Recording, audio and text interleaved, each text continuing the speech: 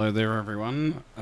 It's Huey, and we're back for our third live stream for Vampire the Masquerade Coteries of New York.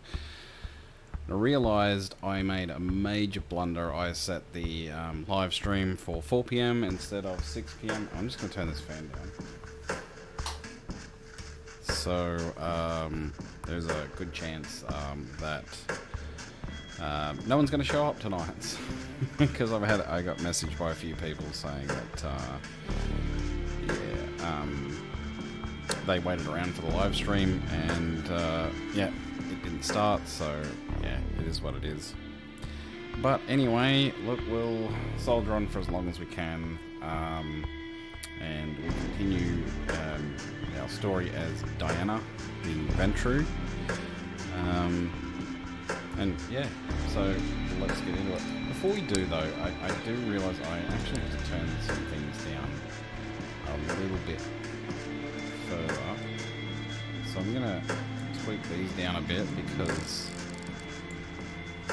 notice the noise it gets a little bit much, especially with the streaming mic, and at times it is hard to hear me, so yeah, so hopefully that will be a little bit better.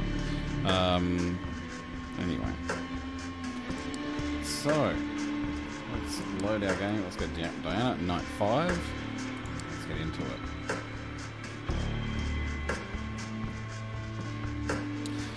Okay, so we had a request last time from Landon that he wanted to go see this guy at the church. So let's go ahead and do that. And for the time being, until we get some more people joining, we'll just go dealer's choice for the decisions until such time we can get some viewers votes as to what path we'll take. So let's hit this. We've just received an invitation to meet a mysterious someone at the Cathedral of St. John the Divine. So let's do it. You haven't been to a church since you became a vampire, or kindred as the euphemism goes. You've had to focus on concrete, practical things like survival and feeding. You've learned the essentials of the vampire experience, but you don't really have a clear idea of what it all means. The Cathedral of St. John the Divine is a New York landmark. You've been inside once before when you were much younger. You marvelled at its Gothic facade. Looking at it now from across the street, it feels ominous. The prospect of an anonymous invitation to a secret meeting is a worrying one, but the venue was well chosen. It's hard to imagine a violent attack in a place like this, with eyes everywhere. You enter the cathedral discreetly. You've quickly learned this is an essential skill for a vampire. How to move without anyone noticing you. The full force of the cathedral's architecture hits you as you walk between the pews. If the architect meant to create a feeling of being small in the face of God's glory, mission accomplished. Based on the note, you're assuming that whoever you're meeting is somewhere in the front. As you step closer to the high altar, it feels as if something is dragging at your feet, as if the stone beneath you resisted your movement. Alright, so you know what we might do. So yeah, since we've got no viewers at the moment, let's go through the options, and I'm going to roll a dice. We'll roll a d10 and see what happens. So the first option is religion is superstition. Second is vampires are satanic creatures. And third is, does God still listen to you? So let's go, so A will be 1 to 3, B 4 to 6, and C will be 7 to 9. And we'll make 10 dealer's choice. So let's roll. We've got a 2, so that's religion is superstition. Religion is superstition. It must be your nerves. As you try to shake the feeling of crushing foreboding, it occurs to you that vampires are a superstition too. There's an old man sitting in the front. You see only the back of his head, bowed down in silent prayer. Your footsteps echo onto the floor as he turns to look at you. You can't take your eyes off him. He's tall, dignified, white hair balding, a few strands of escaping to the sides. He's wearing glasses and simple clerical clothing. His eyes are warm and pale, too kind for someone like you. Something is wrong. You feel heavy, as if a giant hand was pressing you down. The skin on your face is burning. Perhaps unconsciously, you were expecting something like this as a vampire walking into a cathedral. Only it's not the building or God making you feel like you're burning alive. It's the man, the priest. Welcome, my child. The priest's tone is kind, but the rising panic inside is telling you that kindness is not for the likes of you. Alright, so do we run? Do we confront the priest? Or do we use fortitude and say that we can tough it out? Alright, we'll go the dice roll again, using the same rules, since no one has joined just yet. You know, that was my blunder. Yeah, I do apologise for anyone watching later. If no one joins after an hour, we might just make this a short stream. Okay. So we got 7. So 7 is... so 7 to 9 would be C, and that's fortitude. You can tough it out. Whatever it is, you can tough it out with your vampiric abilities. As you step closer to the priest, panic rises inside you. The emotions are hard to control. Fear, anger, pain, all trying to wrestle you in different directions. Away. The resilience of your vampiric body is the only thing affording you a moment's respite, yet you know that it can't take much more of this. Can I help you? Are you okay? The priest talks to you like he would a lost vagrant who's chosen to enter the house of God. Alright, so we've got, how are you doing this? Please, it hurts. Or, I'm sorry, Father, I'm so sorry. Let's go another dice roll.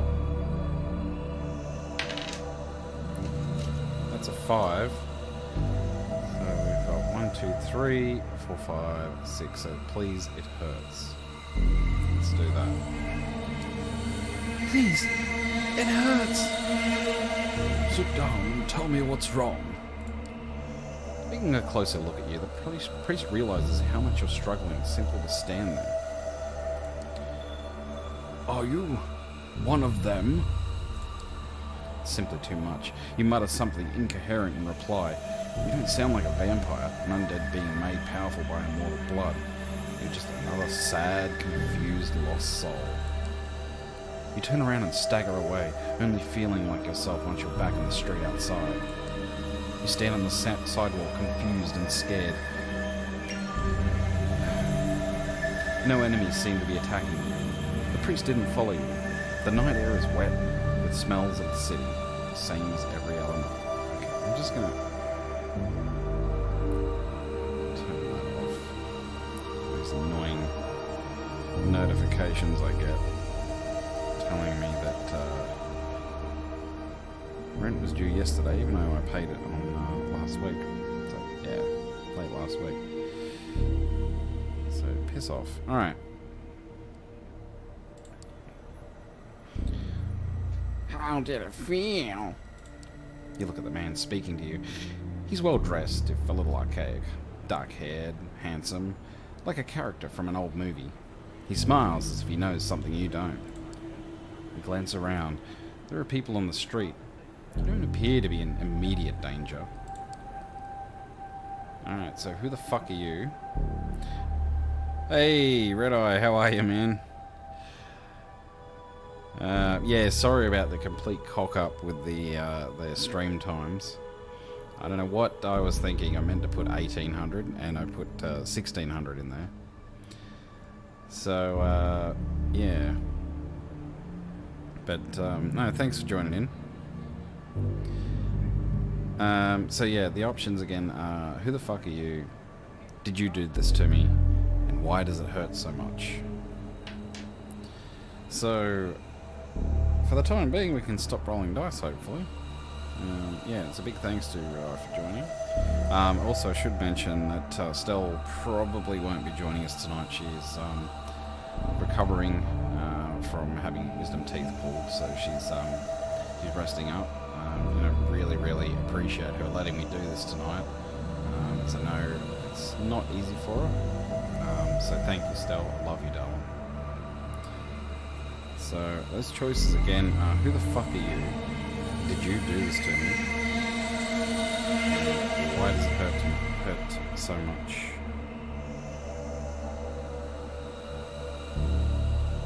Right, you pick tonight. Yeah, Monday nights are kind of my only option. If I had a choice, I'd probably do. I mean, it would suit me a lot better if it was earlier, like say 4 p.m. But that's probably what I was thinking, honestly. It would actually suit me a lot better if it was 4 p.m. But we have other appointments and stuff that I have to help Stella and the kids get to. So it's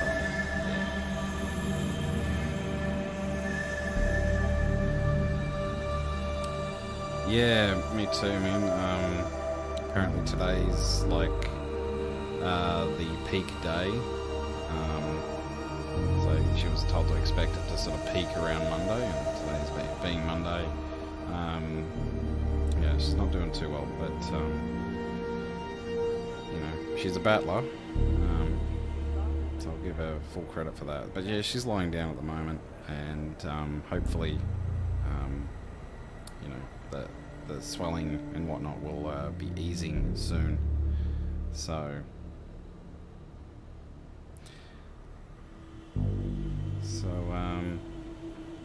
again, those choices are, who the fuck are you?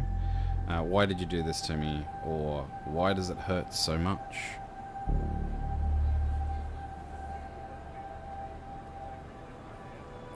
And this time I got my trusty D10 ready for anyone else that joins in. Check the Discord messages. Alright, hang on a sec. We'll check the Discord messages. Let's check Discord.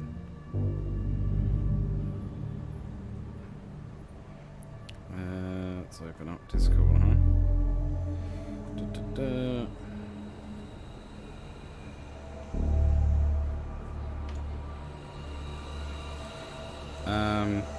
I know Landon sent me a message. Yeah, what's new? I know what's new. Go away. Go away.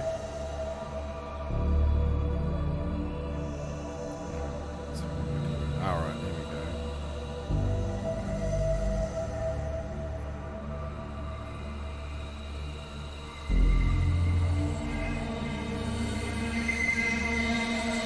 So drop the volume by 10 to 15%. So I did that earlier. Actually, what I might do is let's drop the overall volume. Let's try that. See if that's any better. Any production related stuff I'll try to get out of your YouTube chat. Alright. I appreciate it. See if that's any better. And if you don't mind, is it okay, Red Eye, if I make you a moderator, dude? So I've also got gain on here. I can turn that up a bit, see if that helps any. Turn it, yep, testing.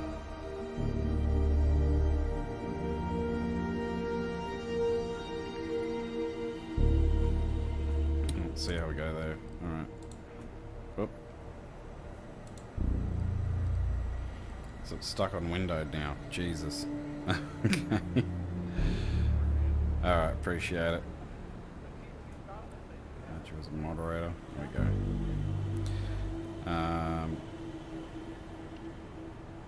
Yeah, so these are our 3 choices. So who the fuck are you? Why did you do this to me? Or did you do this to me? And why does it hurt so much?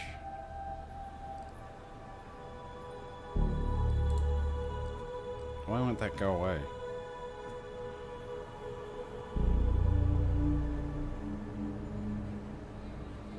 Yeah, that's why I adjusted it at the beginning of the stream. I thought, oh, maybe I can turn things down a bit, but clearly that didn't work too well. Oh, God.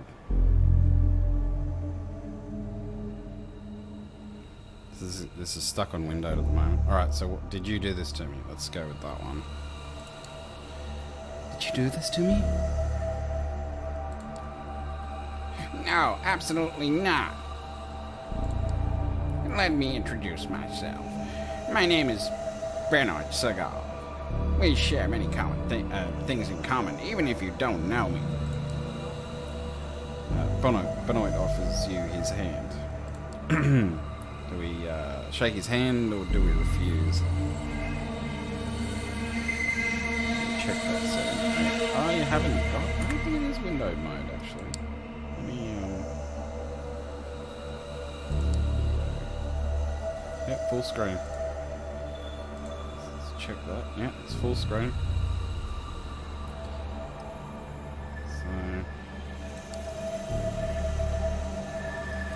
I think what it is because I opened this. Oh wait. Oh, there we go. I fixed it. Fixed it just by hitting the volume control. There you go. Alright, so you reckon 1? Alright, let's do that then. So let's shake his hand. Benoit's handshake is firm and dry. He looks at you intently, as if trying to find something in your eyes. Would you mind sitting with me for a moment? Benoit points to a park bench nearby, in darkness because of a broken streetlight. Wary, you decide to follow him. Only an enemy, totally unconcerned with the masquerade, would attack you here. Benoit sits down and you follow suit. For a moment, you both contemplate the cathedral in silence. I know how it feels. What you just felt. I've experienced it myself many times. For a moment, you consider how to respond. It's clear Benoit sent the invitation to come here and orchestrated this little setup.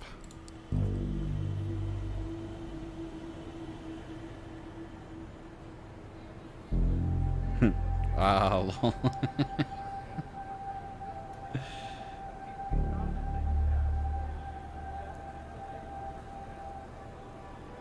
Yeah, it's alright. No, it's not your fault. Yeah. For whatever dumb reason, I changed to Windows 11. So, yeah, that was yet another fuck up on my part. Shouldn't have done that. Yeah, fuck Windows 11. Alright, so we've got, why did you invite me? Did you try to get me killed, or I feel like punching you? I think, punching is the one. What did you say, 1?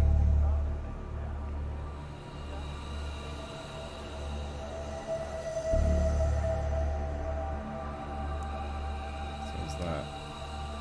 Do we go with 1?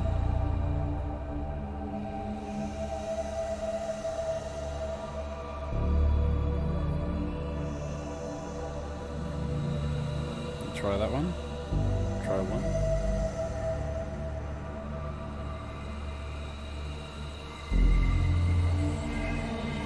I think that's what you selected. So let's go with that.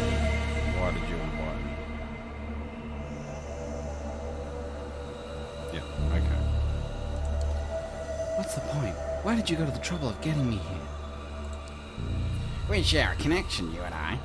I'll explain it later, but right now, important things that it's so much easier to show than tell. I wanted you to meet Father Anthony. Oh, see him, experience him. Did you wonder why it felt like that? Okay. It was the priest, or it's a supernatural power, or does it matter? So it was the priest, It is a supernatural power. Is it a supernatural power? Or does it matter?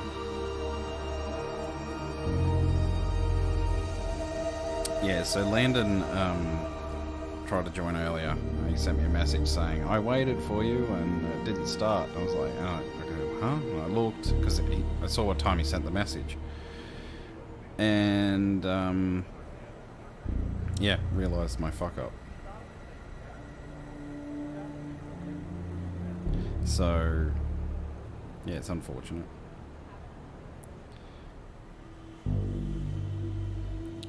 Open up that chat a bit. You think 2? Alright. Whoops. Okay, so we'll go with 2. Is it a supernatural power? Was it some kind of supernatural power? No, not at all. I don't think so. It's his faith that makes you feel like that. He's safe in his belief while you're one of the damned.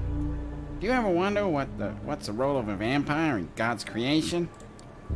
You stop to think. Oh, of course you've wondered what this is all about. Whether it's God or nature. You don't really know what being a vampire means. That's the trouble with the Masquerade. A human faced with a human problem can go online and find something that helps. You can't. The Masquerade means that everything there is to know about your condition is secret, hidden away. You're left relying on the unreliable opinions of people like Benoit. Benoit. I don't know if it's Benoit or Benoit, but... or it could be Benoit. Maybe call him Benoit. Benno. Suddenly Benoit takes your hand and presses it against his chest. As he stares into your eyes, you feel his heart stop. My heart no longer beats, yet I move and talk. Is that how God intended us to be? There we go. There's a natural explanation. No, can't be. Or let me go.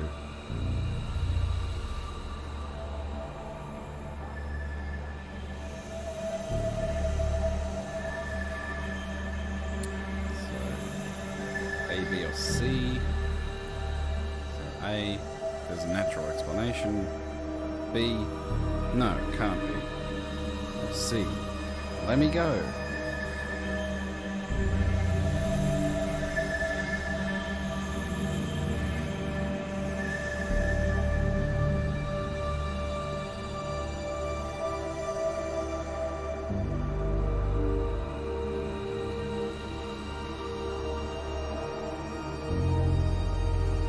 Think 1? A natural explanation? Alright.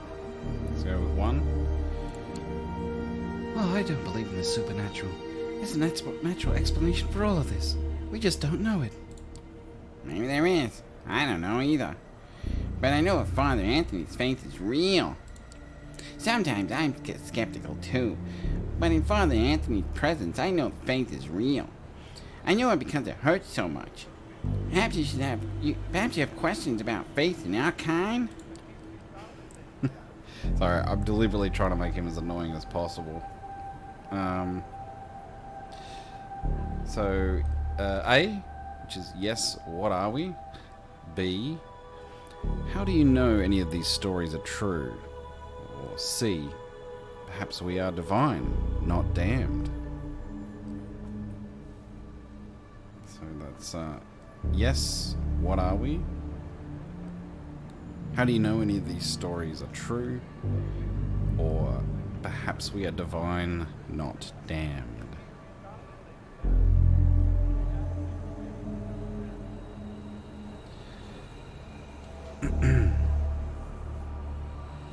Who thinks 1?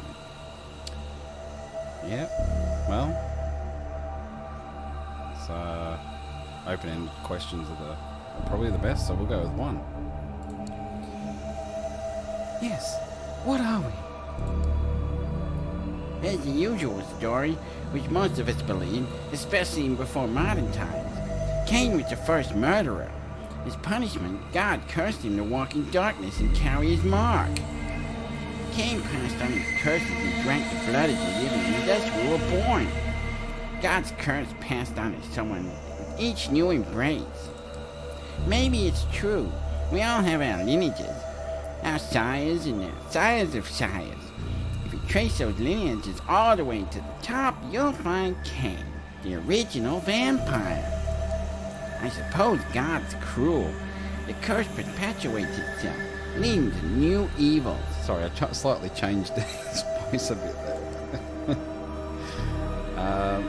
So do we respond with A, these are just crazy vampire stories? B, did I come here just to talk about religion?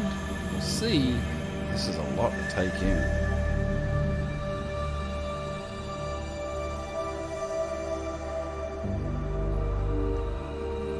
So we've got A, these are just crazy vampire stories. B, did I come here just to talk about religion? Or C, this is a lot to take in.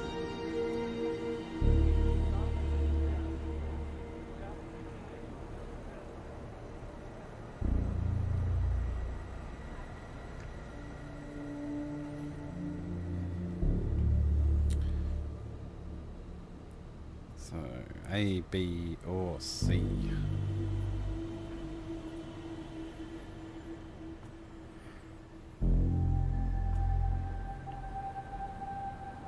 Yeah.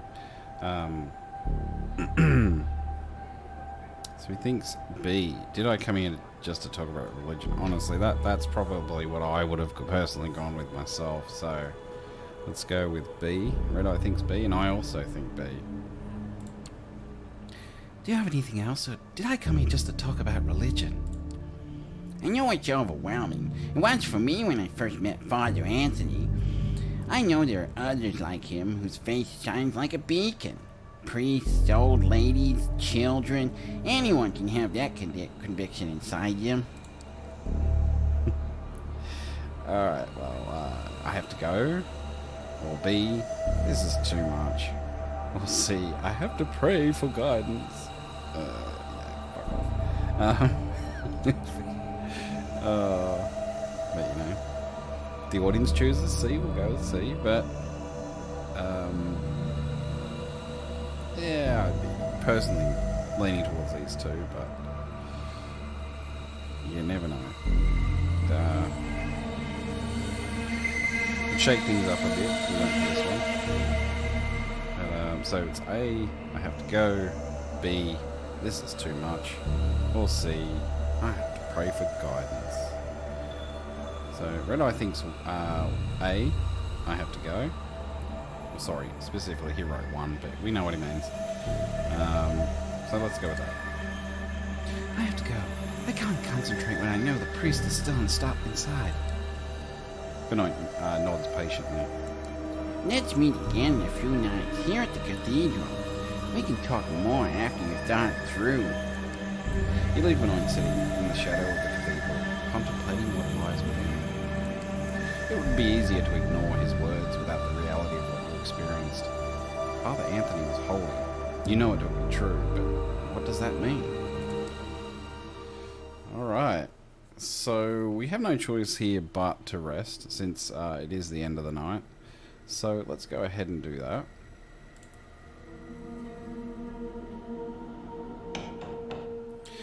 Not long after you wake up tonight, Gregory knocks on the door of your apartment. Hey, I came to pick you up. Miss Langley wants to see you. So we've got A, do you know what she needs me for? B, what if I don't want to see her? Or C, well, my freedom was good while it lasted.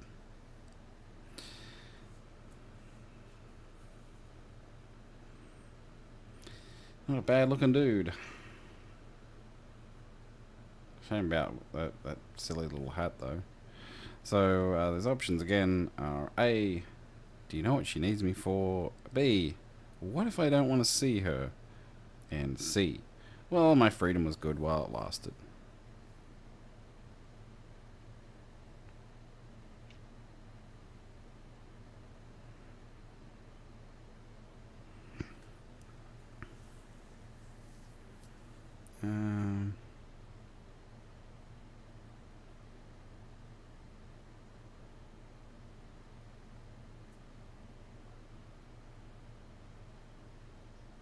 So you think the first one? What do you know what she needs me for? Okay. Let's go with that. I'm just changing a few settings here. So Red Eye thinks first one. So we'll go with A. Do you know what she needs me for? Any idea what she needs me for? I'm not in the position to ask. He smiles politely. The car's waiting. Shall we? You wrestle with the same thoughts as a few nights ago. Maybe you should just leave. Disappear? Let Sophie find someone else to employ. But then you remember the anarch thug being cut down by Kadir and how close you were to the same fate. Not even a week ago. And that it might still happen to you if you step out of line. You follow suit. As with your previous visits here, Sophie seems not entirely present when you enter. Her eyes are locked onto one of the paintings in the room. You're pretty sure it was here earlier, but she's behaving as if she's seeing it for the first time in her life. Entirely entranced. Gregory clears his throat. Sophie turns to both of you, a bit of irritation in her countenance that soon gives way to a pleasant, warm smile. You're here. Excellent. Thank you, Gregory.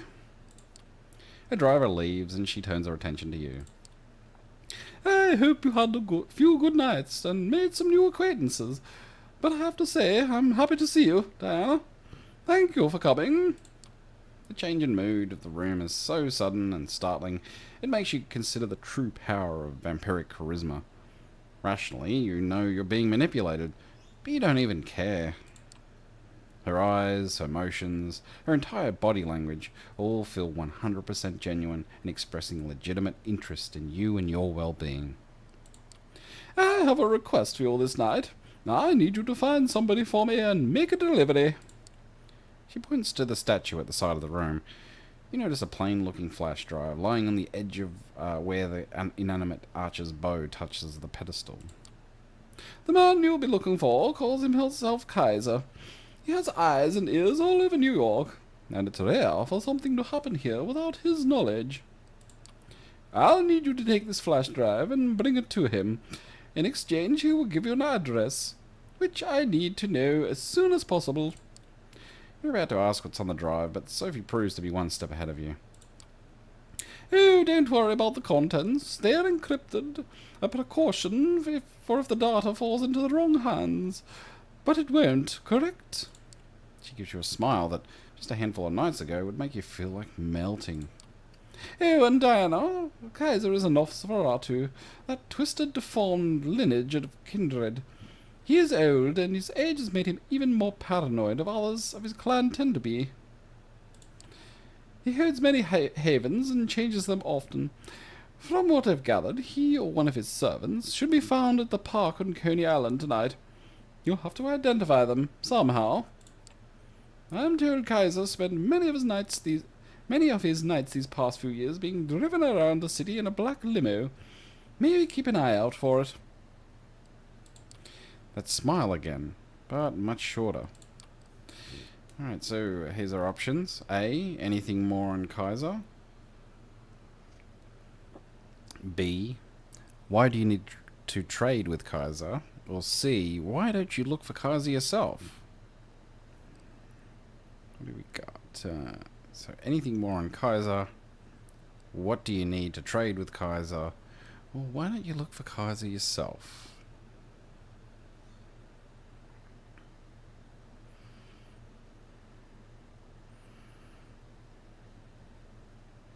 Keep me in mind, we are a Ventrue, so yeah, it's probably a good one. So Red Eye's gone with one. I tend to agree with that. Anything more you can tell me about Kaiser? He's been here a long time, about as long as I have.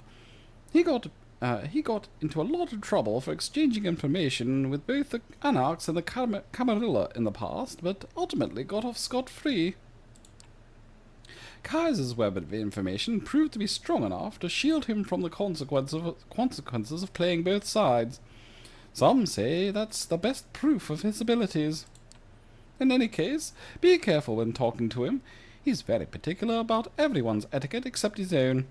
Good night and good luck. She flashes one last smile at you and turns back to the painting. clearly done with the conversation. You pocket the flash drive and head out toward Coney Island. It takes you the better part of an hour to reach the lights and sounds of Coney Island amusement park from the city. The drive is almost pleasant at this time of night. Thank God for Belt Parkway. There are plenty of people here tonight, but nobody who stands out as a travelling purveyor of secrets. Then again, if they did stand out, it'd be kind of pointless, right? Nothing to do but figure out the right approach. Alright, so do we ask around for Kaiser? Or do we just search for signs of Kaiser? She did suggest looking out for a black limo. But, if he's as good at hiding as he says he is, then maybe he won't be, openly driving around so much. Especially if he knows someone's looking for him. But asking around for him might be a little bit dodgy. So Red Eye thinks 2. Alright, well, searching for signs of Kaiser. Probably the safer option, but yeah, let's see what happens. There are plenty of nooks and crannies to investigate around here, but if Kaiser frequents the area, there has to be some kind of clue to grab onto, right?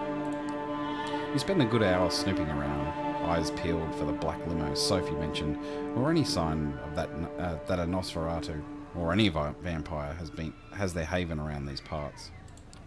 Zilch. Annoyed, you turn back toward the lights of the amusement park, only to find a man standing in your way. Wearing an oversized jacket, he had the air of a junkie or dealer about him. Who knows what he's got in those pockets? You lost? Alright, so do we ask, I'm looking for someone called Kaiser? Or, I'm not lost, just sightseeing? Or, maybe, what's it to you? So that's A, I'm looking for someone called Kaiser. B, I'm not lost, just sightseeing. Or C, maybe, what's it to you?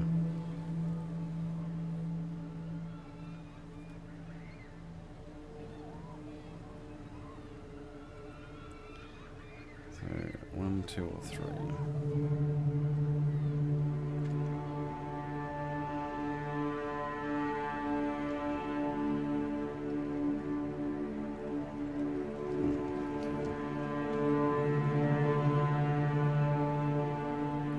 You think 2, I'm not lost, just sightseeing?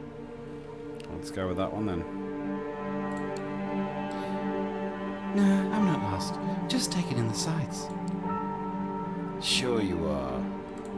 He looks at you intently, like he's trying to guess your real purpose here. Get out of here before I kick your ass. Okay. So, do we go A? Sure, after I ask you about Kaiser. B, I'm just looking for a guy. Or C, you're asking for it. Ooh, okay. So A, sure, after I ask you about Kaiser. B, I'm just looking for a guy.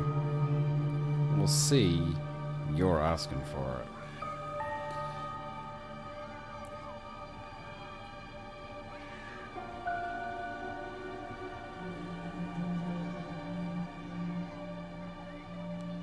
A, B, C, or 1, 2, 3, depending on your preferences. So he thinks you're asking for it, okay. Red Eye thinks C, okay. You're asking for it. Don't push me. Look who's talking. He doesn't take that well. He reaches into his pocket, produces a gun. You rush him. Bang! The bullet hits you, but you barely notice. It would be a debilitating wound for a mortal. It's just a scratch for you. Shame about your clothes, though. He takes a bit of brawling. The man's stronger than you'd expect, but using your powers, you're able to overcome him. With a few hits to the jaw, the man passes out from the pain. Searching him, you find a fancy phone that doesn't look like anything readily available on the market. The phone's locked, but a recent smudge in the screen gives you a rough idea of what the combination might be. You get it right on the second try. It's just one number in the phone book, unlabeled. You dial it and hear someone pick up. The voice is like a rusty pitchfork scraping against gravel. Jackie, you're messing up with my snuff session here. It's better be something big. Alright. So we say A, is this Kaiser? Or B, I have something for you from Sophie? Or C, come to Coney Island.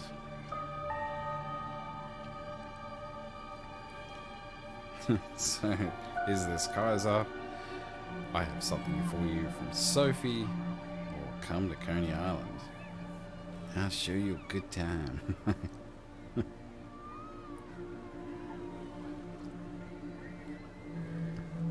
So you think 2, okay? Who do I think's 2? We'll go with 2. I have something for you from Sophie. Hi, I have something for you from Sophie Langley. Care to come pick it up? Silence. Not even a sound. The call ends. You try calling again, but the number is blocked. Nothing to do but wait and see if he shows up. Not 15 minutes pass before a black limo stops near where you're waiting. One door opens in invitation. The inside of the limo used to be a luxury lounge, the kind with a stripper pole and a bar full of alcohol, but it currently has none of that. Instead, there are monitors and consoles. There are dozens of displays, each one showing something different. Surveillance camera footage, stock market quotes, television news, emails, tweets, silent movies, lo-fi footage of a gory torture session. You wonder if the limo's owner can focus on anything while surrounded by all this visual noise, then realize there's nobody there. Or is there? A man blinks into existence on a leather-covered couch, attempting to maintain something that approximates a regal presence. You're 100% sure it's Kaiser. Surrounded by dimly lit computer screens, his features are even more ghastly than you imagined. All sharp angles of twisted bone, mangled flesh, and crooked teeth. He bears them in an awful parody of a smile. Suddenly, someone grabs you from behind, twists your arm, and pushes your head against the car's roof. I got them, boss. I have them. The Nosferatu chuckles. Oh, congratulations, dickweed. Could have done that before you gave away the fucking phone. Just let him go already. But you're gonna make me repeat myself, you thick motherfucker. God, okay. He lets go. You take a look at him. The man is confused and clearly hurting. He flashes you an angry stare, but obeys his boss's orders to the letter. What are you waiting for? A formal invitation? Get in the car. We have some talking to do. The doors close behind you. So, Langley, huh? Guessing you've got something for me then. You reluctantly pull the flash drive from your pocket and slowly pass it to Kaiser. He plugs it into a USB port in the arm of his chair and displays the data on one of the screens that happen to be turned away from you. It takes him about a minute to access the data. Who do you people think I am? I saw this footage a week ago. He removes the flash drive and throws it back at you in disgust. Tell Sophie the deal's off. If she wants her address, she can give me something else. Okay. So we've got 2 options here. So we can't take these because we're hungry. So these are blanked out. So we could have asked him to give you a break, or ask how you can make it up to him. But we're too hungry for that, or we're not hungry enough. Either way. Or we can try and use presents and ask him to take the deal. Keeping in mind, I mean, our only option is 3, because we can't hit these. This is our only option, so it's not really a choice. So we'll try and do it.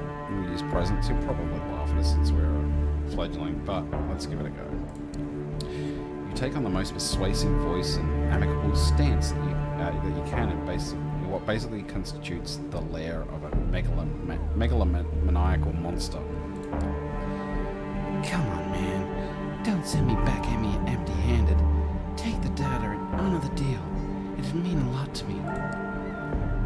sound the Nosferatu produces is supposed to be laughter, you think. You're pretty sure he'll fall over and die at any second if it's anything other than that. Oh, look at me. I'm so pretty and well spoken. I'm gonna feed you this bullshit and you're gonna cram it in and ask for seconds. Who the fuck do you think you are? You know what I should do to you for trying to pull that trick on me? I should mutilate your face and rub sulfur into the wounds, rip your tongue out and use it to stuff a fucking turkey. Only see, I'm in a gracious mood tonight. Plus I hate turkeys. They disgust me. So I'm gonna give you a chance to make this little transgression up to me. I'll contact you. Maybe even throw in that stupid address so Langley can shove it up her cunt. Right now, unless you want to get me really pissed off, you'll show yourself out. You're pretty sure you're done here. You get out, close the door behind you, and the car immediately starts backing up. The opaque windows slide past, and soon the limo is on its way. Kaiser's lackey is nowhere to be seen, so you make your way to your car and drive back, wondering what tomorrow brings. Well, fuck. Okay. That was interesting. So, now we've got some choices here. So we've got 4. We'll go from top to bottom. We've got the Tremere, which we haven't seen him yet. We've got the Malkavian. So Tremere are like the warlocks, the blood sorcerers or whatever. Malkavians are the insane ones. And we've got another Nosferatu, which this will be our second night going to see him. So that would advance that storyline a bit further. Or we could go and see the Gangrel. So who's this guy? Agathon, Hope, D'Angelo, and Tamika. So 1, 2, 3, 4. So Blood Sorcerer, Crazy Bitch, D'Angelo, the Nosferatu, and I don't know, Feral Bitch.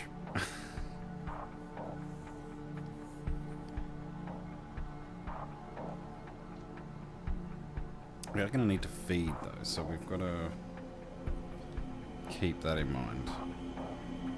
You think Agathon? Okay. Agathon the Blood Sorcerer. Let's go for it. Blood magic. Alright. Juno, the notes. You find the mystery of Agathon's research tantalizing enough to pay him a visit. Oh yeah, we saw, we did we see both of them? I can't remember. It's been a little while. Alright, well let's go and see Agathon. Oh, we did see him last time, yeah. So you know what to expect when you return to the small bookstore serving as Agathon's haven. The cacophony of occult imagery assaults you from the book covers displayed in the window. But under the fake facade there's something real. This time the Buddhas and the satanic Bibles of the storefront seem almost funny, or perhaps you've just started to tune into the dry humour of these Tremere. Just as you're about to ring the doorbell, the door opens and Agathon storms out. You step inside just in time to avoid having him stumble into you. Diana, what are you doing here? I can't even remember the voice I used for him last time. Probably should have checked that out before I started this. Alright, so we've got A, I came to help you. Hey, don't be a dick. And C, window shopping. So, came to help you, don't be a dick, and window shopping. A, B, or C, 1, 2, 3, whatever you prefer, or a combination of the 3. Or, could even go I, and I. Do it Roman numerals, maybe. So we'll go 1, I came to help you. Let's do it. Look, I came to help you, like last time. Okay, fine. You're right. Follow me. As he turns to go, Agathon looks pleased that you're here. Almost looks pleased, sorry. Agathon walks to his car with you in tow. It didn't occur to you last time that It's a surprisingly pedestrian vehicle, an aging mid-sized family sedan. You imagine what it would look like with a baby seat in the back. Opening the door on the driver's side, Agathon notices your look. Laugh all you want, but it's inconspicuous and practical. You sit in the car and Agathon starts driving in his usual careful style. At least you'll never be stopped by traffic cops. Seems Agathon is not interested in small talk. Alright, so, what's this all about? Or do we try and make small talk and say, beautiful night? Or do we just stay silent and let him, you know, brood? Be all brooding and edgy. So, A, what's this all about? B, beautiful night. Or C, stay silent.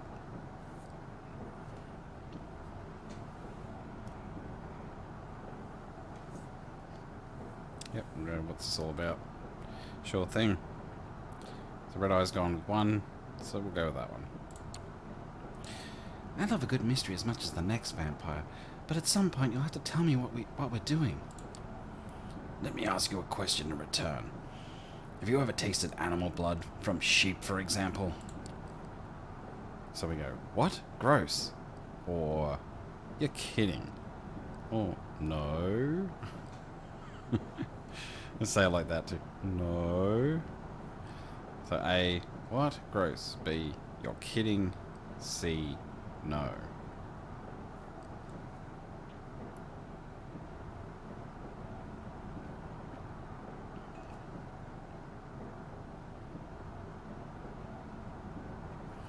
I missed that one. Might have missed it. Sorry. No, I didn't. It's 3. No. Okay. So Red Eye says no. New York is not the best place to hunt for wildlife, you know. You'd be surprised. Plenty of pigeons, rats, dogs, cats. But your instinct is correct. Animal blood tastes vile.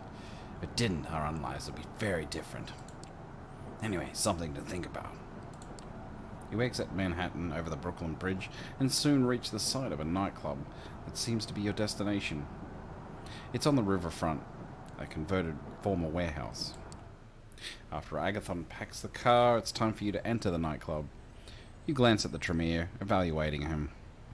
It's obvious this is not his kind of place. You may have worked in finance, but your colleagues got into some crazy shit if they did enough cocaine. You're not a party girl, but you don't stand out in a nightclub. Agathon does. There's a good chance the research notes are here. So, we ask, research notes? Or, so it's not certain? Or, let's go.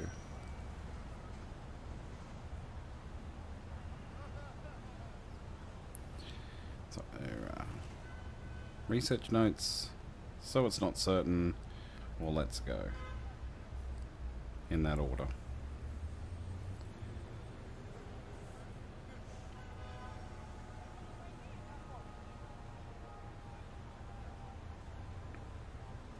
You think 2? Red Eye thinks 2, so let's ask, so it's not certain. You're not certain what we're looking for is here? Nothing in life or death is certain. There's a line into the club. It looks like a popular spot, even if, based on the crowd, this is not exactly a place for supermodels and celebrities.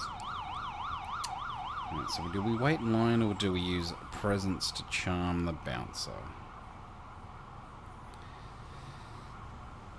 So, pretty easy binary decision. Just wait in line or charm the bouncer. But the question is, are we on a time limit here? Are we in a hurry?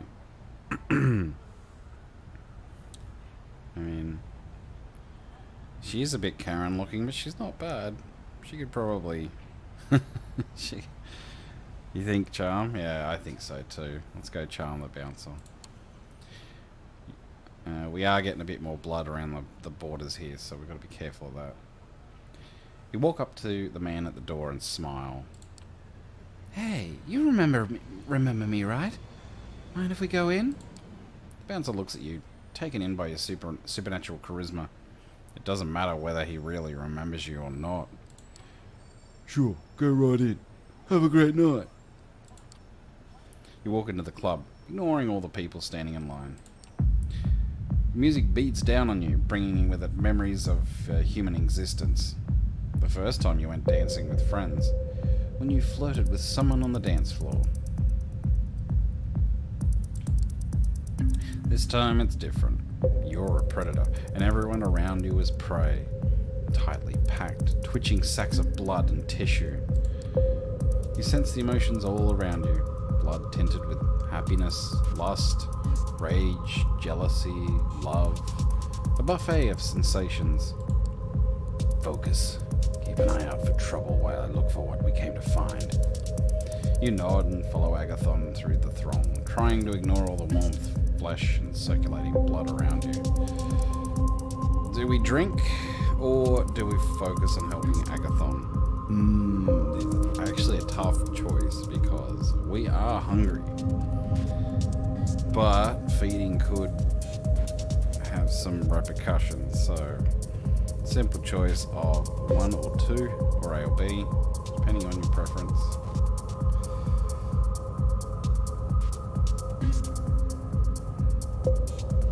So do we feed or do we help?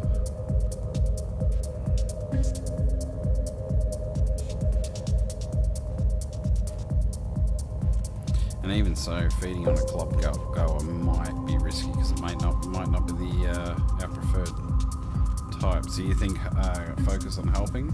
Okay, so let's focus. Eyes on the prize. We came here to help Agathon, and that's what you'll do. Agathon wades through the dancing people with purpose, but you have no idea how he is searching for the missing research notes. Perhaps he's using the enhanced senses of a vampire or some esoteric sorcery. At least he seems to know what he's doing. Juno. You swerve to avoid a drunken man who was just about to spill beer onto you and try to see what Agathon is looking at. A young woman, intense, purposeful, a little out of place at a nightclub, just like you and Agathon. So do we ask Juno, or should we leave, or is she looking for the notes too?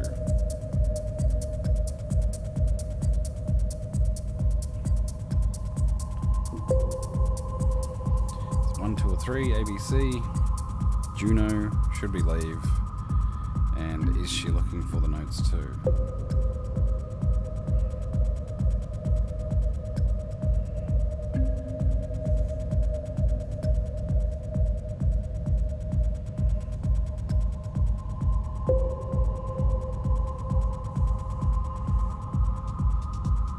I think 2, okay. Let's go 2. I've just put that there as just to break things up a bit. So you think, should we leave? Let's go with that. This looks like trouble. Perhaps we should leave. She won't dare attack in the midst of all these people. Let's hear her out. The woman, Juno, elbows a drunken man out of her way and points a finger at Agathon's face. Agathon, you traitor! Don't you dare stand between me and what's mine! You look at the woman in surprise. Her appearance stands in contrast with the anger of her words. Juno, you know that Aisling will not let you leave here with the notes. Perhaps she won't let you leave at all. Juno pulls close to Agathon's face and stage whispers loudly enough for you to hear her over the music. You're still so brainwashed that you care about what Aisling fucking Sturbridge wants. I'm done jumping through her hoops. I don't know what I saw in you, Agathon. You're such a lapdog. Alright, so where do we go? So 1, brainwashed. 2, let's not forget about the Masquerade. Or 3, she's your ex.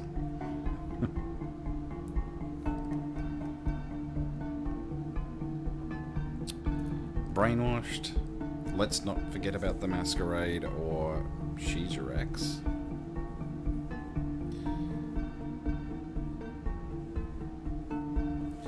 about that orange scarf, honestly. It's a bit much. I think 2. Let's not forget about the Masquerade. Yeah, it's probably a good one. Look, are we sure we want to talk about all this in the middle of the dance floor? Do I look like I care about the fucking Masquerade? You look at Juno in genuine shock. From Sophie, you've understood that the Masquerade is universal among the kindred. Juno, you don't mean that. You're not suicidal. Fucking watch me. Juno, please.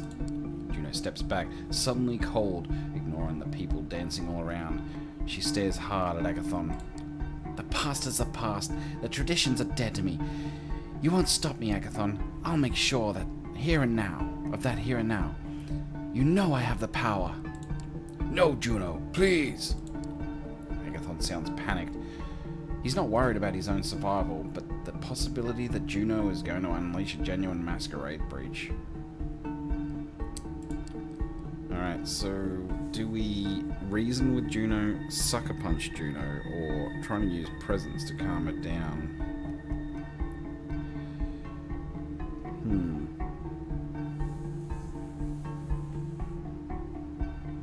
I think the roll pretty reasonable. So reason, sucker punch, or calm her down.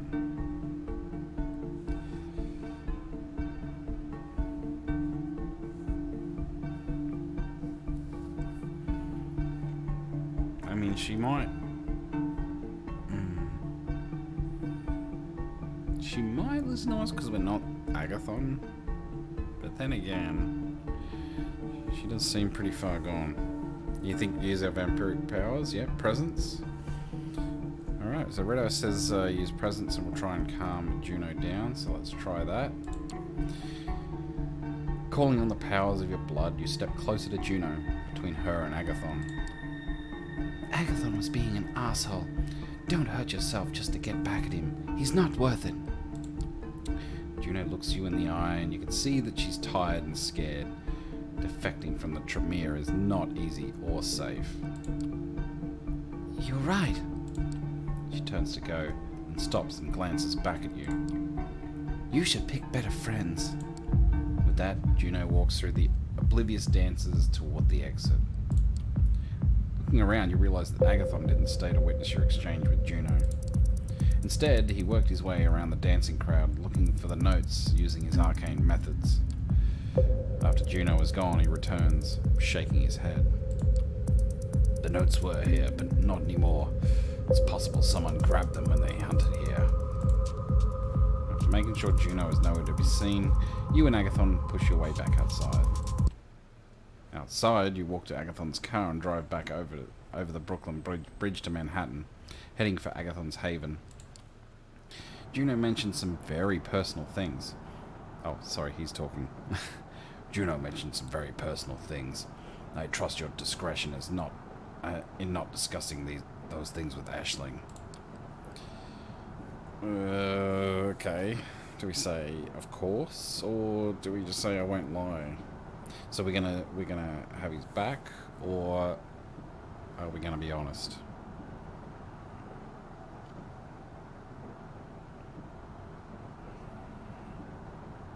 So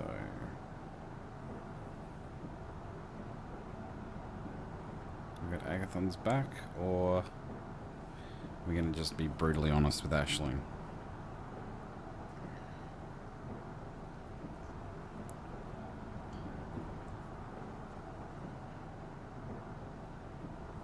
Alright, we're gonna have his back. Let's say of course. Your love life is your business. Thank you. And after a while, you reach Agathon's haven, and he parks the car. You walk to the occult bookstore, and Agathon invites you inside. The smell of incense assaults you as before, making you grateful you don't have to breathe. You follow Agathon upstairs to find Aisling Sturbridge in her armchair reading an old book. She puts the bookmark in place as you come in. You were successful, I hope? No, I'm sorry. The notes were there at some point, but not anymore.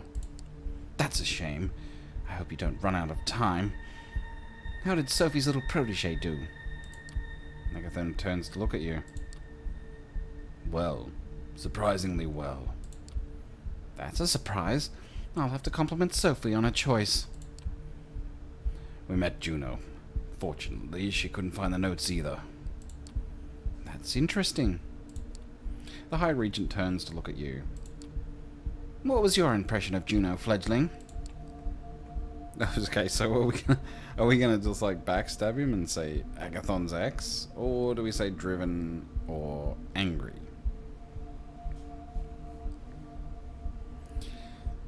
Just rat him out. Yeah, it's Agathon's ex.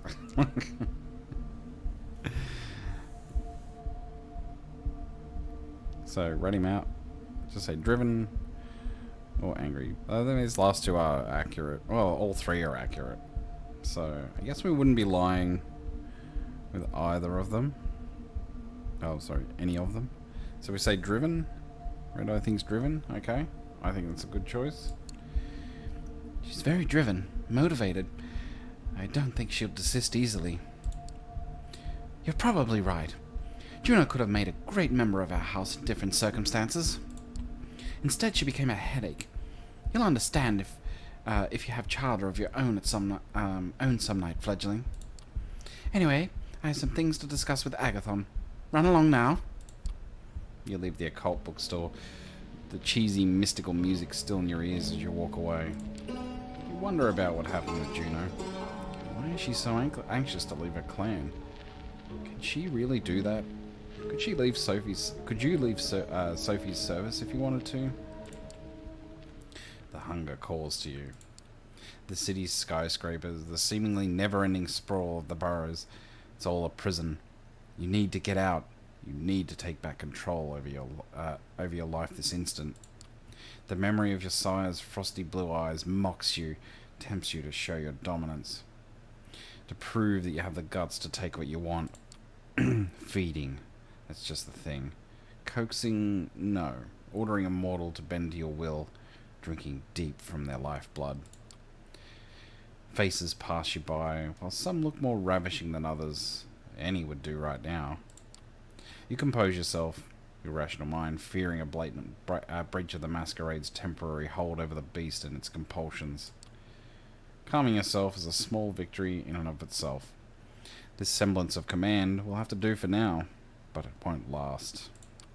You need to quench this hunger before it overtakes you and makes you lose control.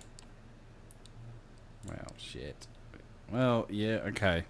So we do need to feed, I think, the very next opportunity we get, because it could be bad if we don't.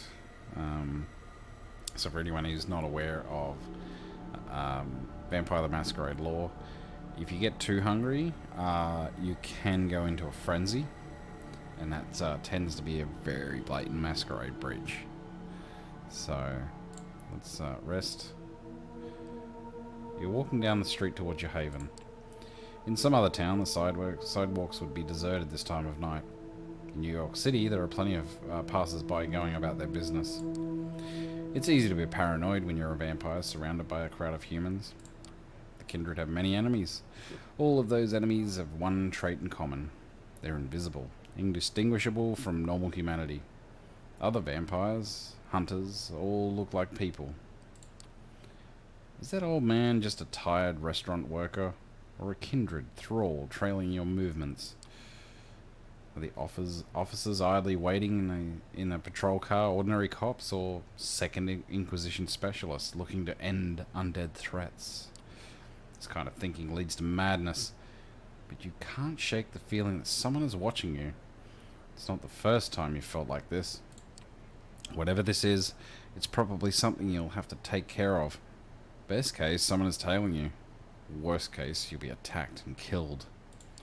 Unfortunately, being undead has its limitations. The sun is coming up soon, and you'll burn to a crisp if you stay on the streets. You reach your haven and settle in for the day, disconcerted by the idea that someone might know where you sleep. Okay, so the hunger calls to you again, so it's getting... We know, it's getting bad. Let's just skip through that. Okay, so we've got a new one here. So we've got 5 choices. We can go back and see Agathon, or we can we've got this new one here, or we could try one of the others. So, Agathon, new person, Hope, D'Angelo, or Tamika.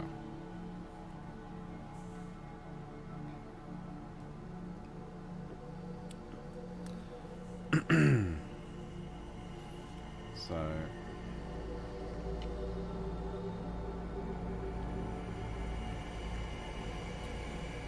I mean, tying up the story of Agathon's not a bad idea.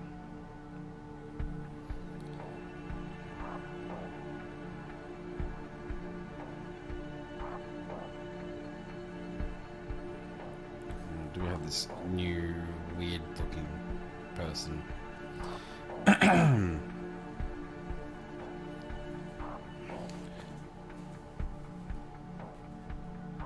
You want to stay on Agathon's story? Alright, done. Let's do it.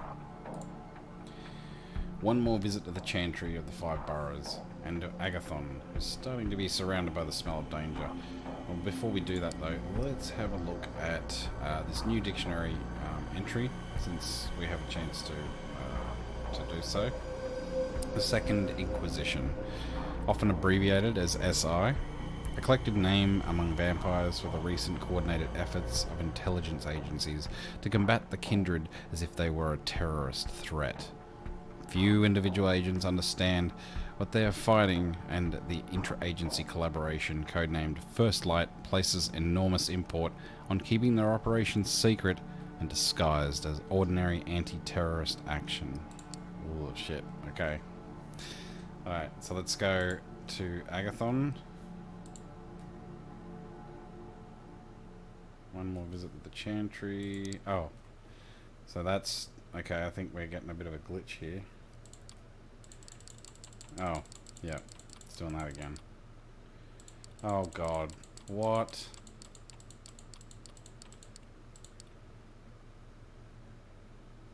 What the hell just happened?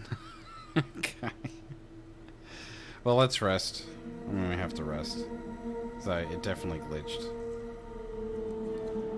Okay. Well, this is interesting. We got the church dude again, which is the storyline that Landon wanted to follow. But since he's not here, we'll go with staying on Agathon's story. So, just to sort of speed things along. Well, let's have a look at these ones here. So we've got somebody's watching part 1. Recently you're feeling as if somebody's tailing you. Time to confirm your suspicions. And then we've got, there's a sleazy reporter from a gossip magazine sniffing around Sophie's Haven. She could use your help with the problem, or I'll assume we'll continue with Agathon's story. The final confrontation between Agathon and Juno is getting near, and Ashlyn Sturbridge, High Regent of the Chantry of the 5 Boroughs, is in New York, is impatient to see its results. So I'm gonna stay on this path because that's what Red Eye asked us to do, and so we'll go with that. You're in your haven when someone knocks on your front door.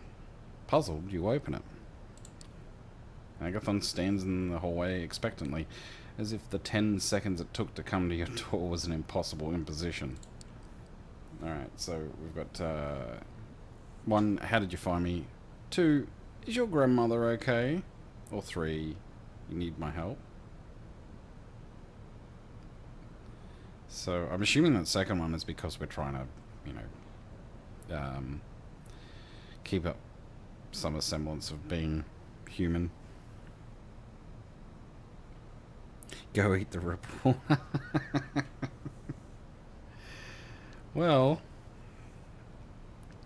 that may well be an option, actually. So, look, I tell you what. After this, we can go check out the reporter if you want.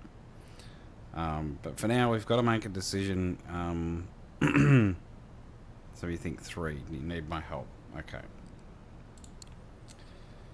Let me guess. You're going out to hunt for the research notes. You need my help.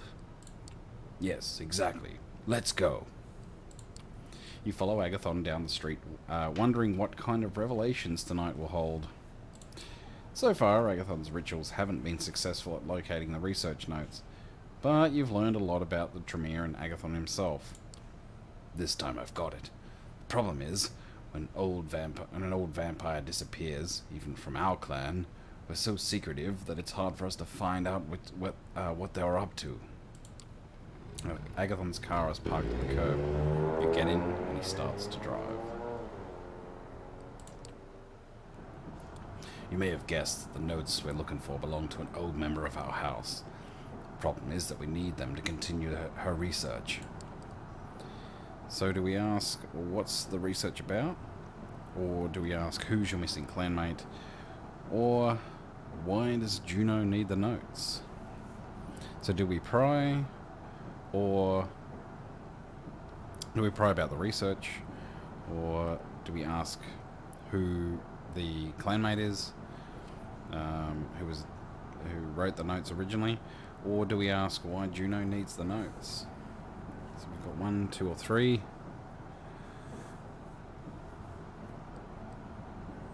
What do we think? I think 3? Did we say 3? No, 2. Okay. So we're going to ask who the missing clanmate is. The notes were left by someone in your clan who's now missing, right? Yes. Her name wouldn't mean much to you, but it's Nvidia Call.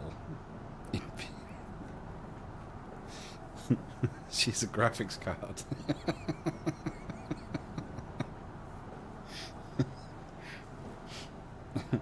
I hope she wasn't a 4090, she would have burnt to a crisp.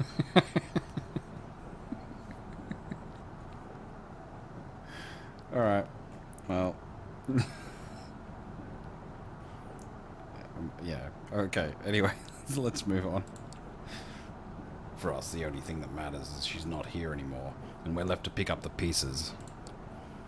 You're getting used to sitting in Agathon's car in silence. He drives, you look out the window. Back to Queens. Eventually, you roll up to an industrial area called Willett's Point. It doesn't really look like a place where a blood sorcerer would hang out. Agathon parks in front of a car repair shop that looks like it has seen better days. There are huge puddles of water on the road and car wrecks strewn about. Better be quick. If I can find this place, so can Juno. You look around to see if someone is observing you, but there doesn't seem to be any people about. And why would there be? Who would hang around at a place like this at night? Agathon tries the front door of the repair shop, and then circles around to the back. You follow him. There's a broken window in the back, protected by iron bars. Agathon grabs them and gives them a quick shake. The entire iron grill comes off. Startled, Agathon lowers it to the ground. I suppose someone else has already broken in, and didn't want to leave an obvious point of entry. You and Agathon climb inside through the window. It's awkward, but not difficult. Looking around, you realise the repair shop has been abandoned for some time.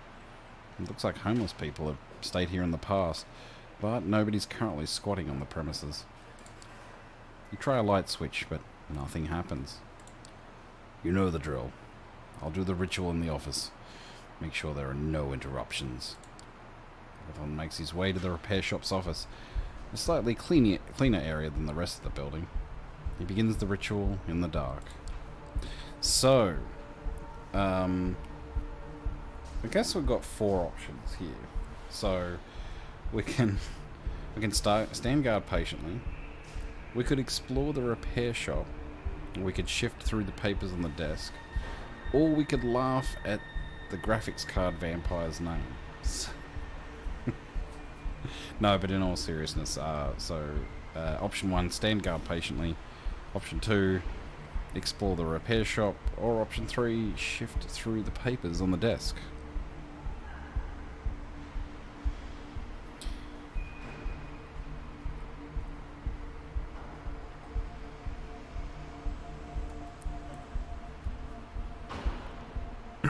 Stand guard patiently, explore the repair shop, or shift through the papers on the desk. I think 2, explore the repair shop. Why not? Nobody's going to bother you here. You start checking the work areas. Agathon murmurs the strange words required by his blood magic, and takes carefully measured steps around the office. Meanwhile, you start looking around. In the main shop area, an old German car is raised on a lift.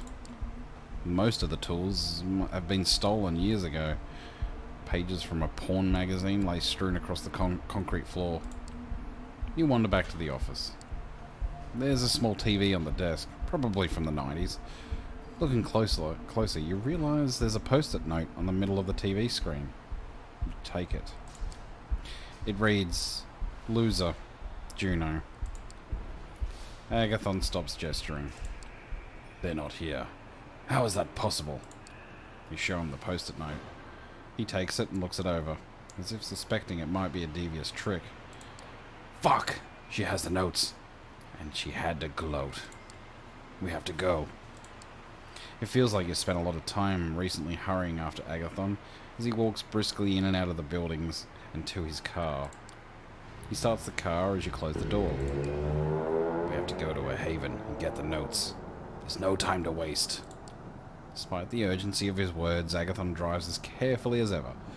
It seems that only a threat of his grandmother is enough to make him drive recklessly.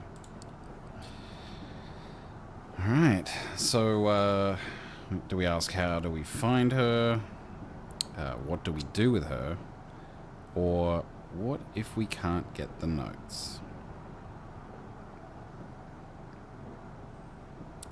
So how do we find her? What do we do with her? Or what if we can't get the notes?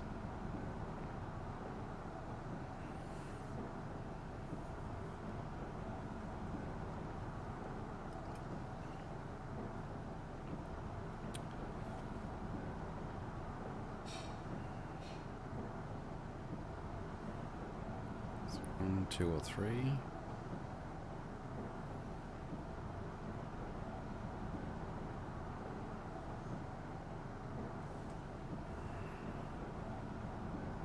You think 2? What do we do with her? Okay. What do we do with her? Is she an enemy? Let's not be hasty. I'm sure we can talk this through. Agathon doesn't sound too convinced. Juno's haven is in Brooklyn, in a waterfront warehouse. Agathon drives to South Brooklyn. This is one of the advantages of being undead. Moving at night, traffic is much lighter than if you wanted to zoom around the 5 boroughs during rush hour. Parking the car, Agathon points to a light coming from an otherwise dark yellow brick warehouse. That's her. Let's go in. So, do we bust in the front door? Or do we go around the warehouse, try and sneak in? Did we go full,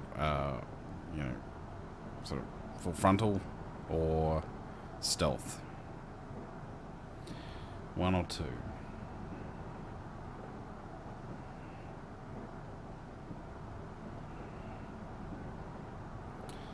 Frontal or stealth?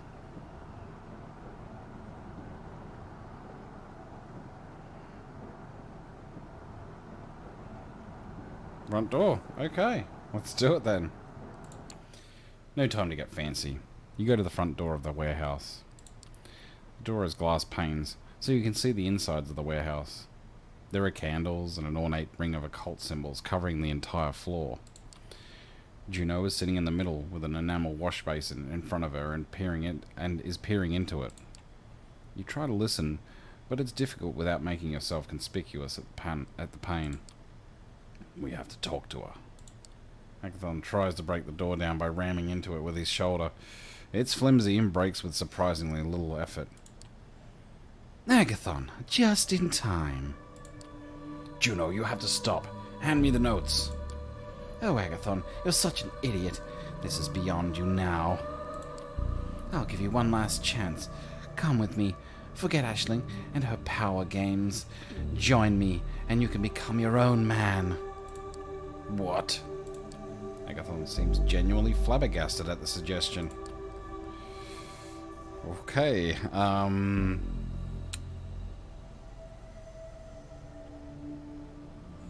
do we say hand over the notes, or don't listen Agathon, or who's your contact Juno?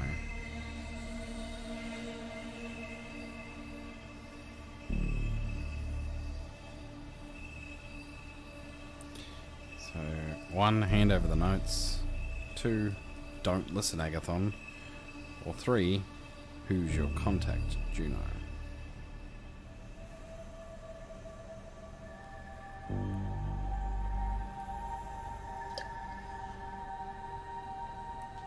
think 3? Who's your contact? Alright, let's go with that then. Who is your contact, Juno? Who are you talking to? Juno smiles at you. That's a good question. I guess Ashling Sturbridge doesn't go around trumpeting the fact that the old hierarchy doesn't hold a monopoly on the Tremere power anymore. There are other forces out there, and I'll join them. Juno picks up a bulging old folder from a chair inside the ritual circle. If this dumbass had any brains, he'll join me. No. And not for the clan, but for my family. My real family. Juno sighs. She doesn't look surprised at Agathon's refusal to come with her. I would have felt badly if I hadn't offered you the chance. Come back to the chantry with me, Juno. Talk to Ashling. You'll see that this is not a good idea. You glance at Agathon with concern. You're no sorcerer, but finding Juno in the middle of her ritual circle doesn't seem like a good idea. 2 words. Fuck you. Alright, so President's worked before. Could work again. So our options are tell Juno just to listen to Agathon. Do we use presence and ask please just give us the notes? Or do we grab the notes from Juno? Keeping in mind that we are hungry, so it's a risk. Do we take the risk, or do we try and just grab them from her? Keeping in mind she is inside her ritual circle, so that could end badly. Could end very, very badly. She could have some sort of protection ward going on. Or we could try and play it safe and say, please give the notes to Agathon.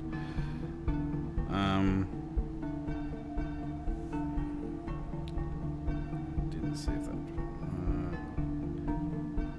leg it after a snatch and grab. So grab the notes. Alright, let's try it. While Juno's attention is focused on Agathon, you lunge at her.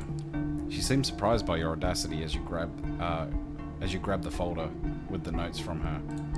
She slaps your face and you feel as if your insides have suddenly caught fire. You open your mouth but no sound comes out. Diana! Juno keeps her hold on the notes. You have a hard time following what happens next as you writhe in pain. Finally, you focus on the feeling of Agathon's hand on your shoulder and realize you lie sprawled on the floor. Are you alright? Can you speak?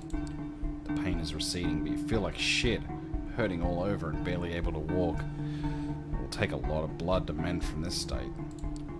Agathon supports you as you walk back. His usual grim look has taken an even grimmer turn. She took the notes. I couldn't stop her. I failed.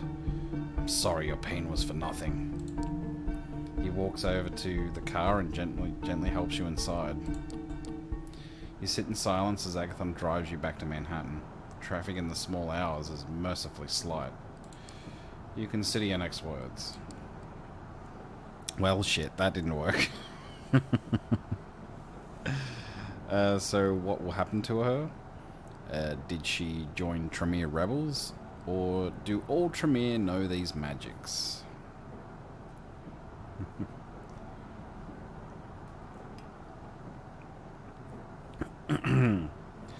So 1, 2, or 3. What will happen to her?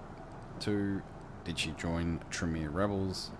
Or 3. Do all Tremere know these magics?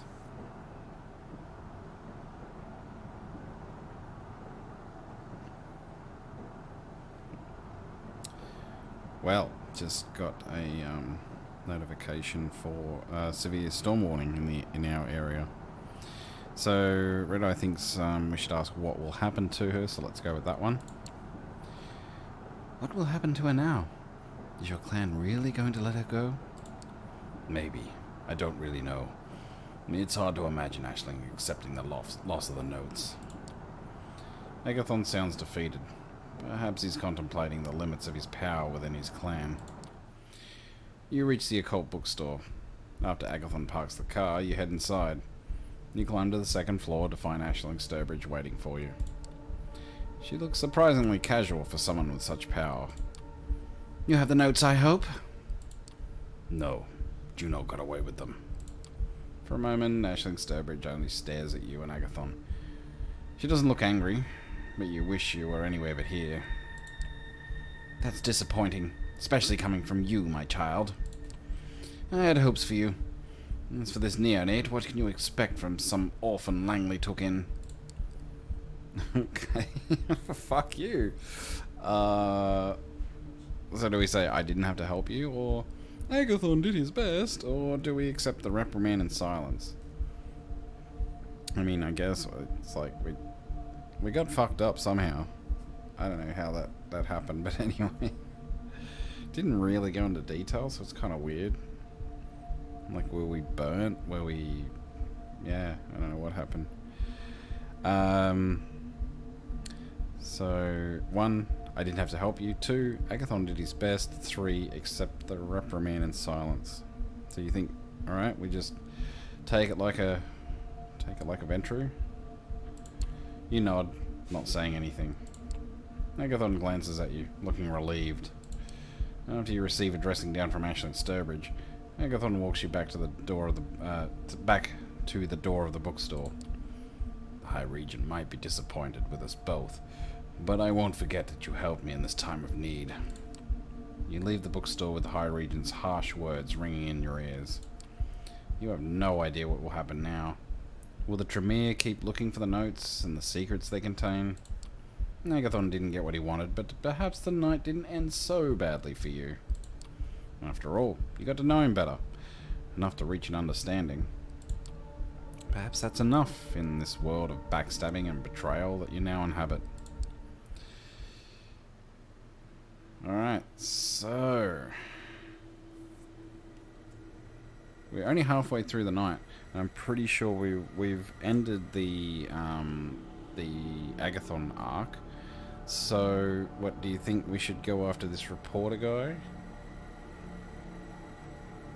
That was the choice before. So going and taking care of this dude.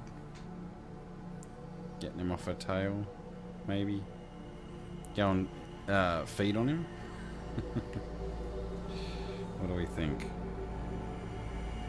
Is he a type? That's the... because we are a Ventrue, we are very picky on blood types. So...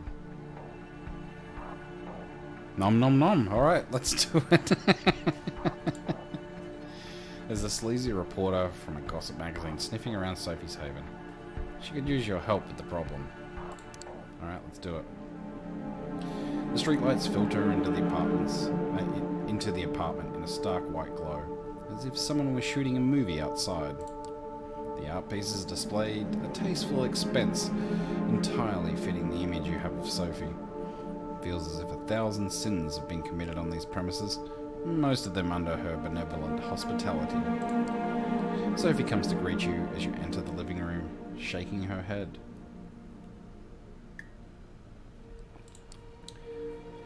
You understand that people judge me based on how you dress, don't you? Sophie looks at your clothes as if resigned to your sartorial limitations. Okay. Do we say I can take care of myself? Or do we say I've tried to dress inconspicuously? Or I've had other things to worry about? You reckon eat the report? We'll see if that's an option. If we get that option, we'll go for it. But, yeah. For now, we have to grovel to Sophie, or at least get her off our back. So do we say, I can take care of myself, I've tried to dress inconspicuously, or I've had other things to worry about? 2? Yeah, I think that's a good option. 2 is a good option. Let's go with this one. I've tried to dress inconspicuously because of the masquerade. That's very sensible of you. I suppose I should commend you for that. Sophie walks to the window and looks out, the streetlights playing on her features. She reminds you of a queen contemplating the unfortunate limitations of her subjects. You'd think that as a vampire, at least we wouldn't have to worry about the vultures of the press. Unfortunately, when you have power and ability, there are always parasites trying to feed on you. Okay. Do we say, is there a reporter after you? Or, I used to have a journalist friend? Or, I'll go beat the bastard up. Beat or eat the bastard up?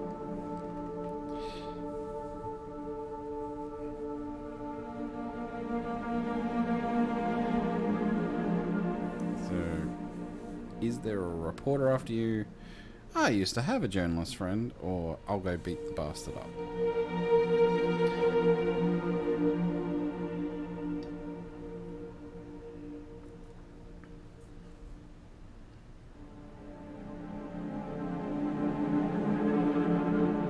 Okay. Used to have a journalist friend. What do I think? So we'll go with that one. I think we'll go with that. That's fine. I used to have a journalist friend.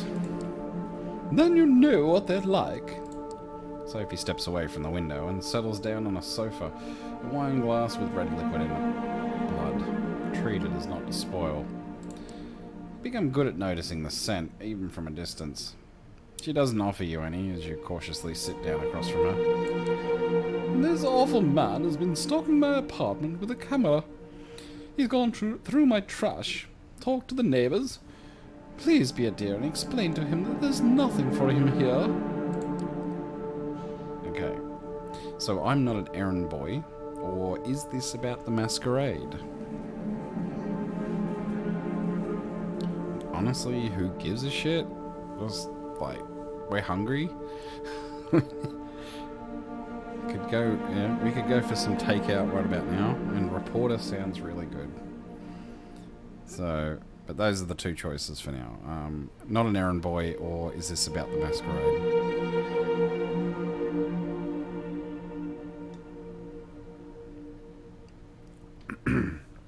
Alright, so Red Eye thinks, is this about the masquerade? Is this about the masquerade? That's a big deal for us, right?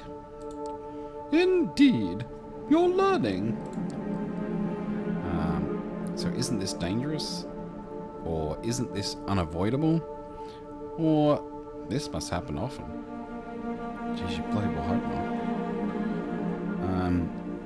So dangerous, unavoidable, or happen often?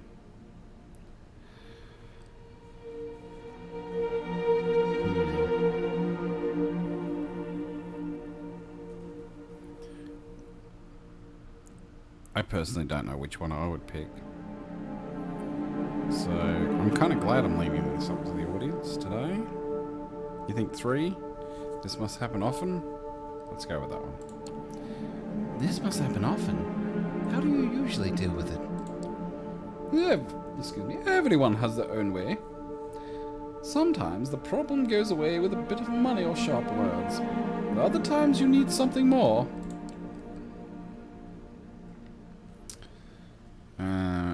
So do we say, am I in danger? Do I get something out of this? Or do you know anything about the reporter? I know he's fat and juicy and plump and probably good takeout.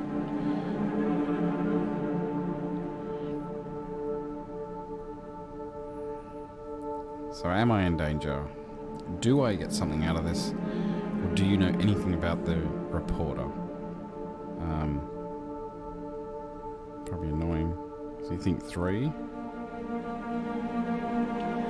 It's probably a good... Yeah, probably a good thing to ask. So we'll go with 3.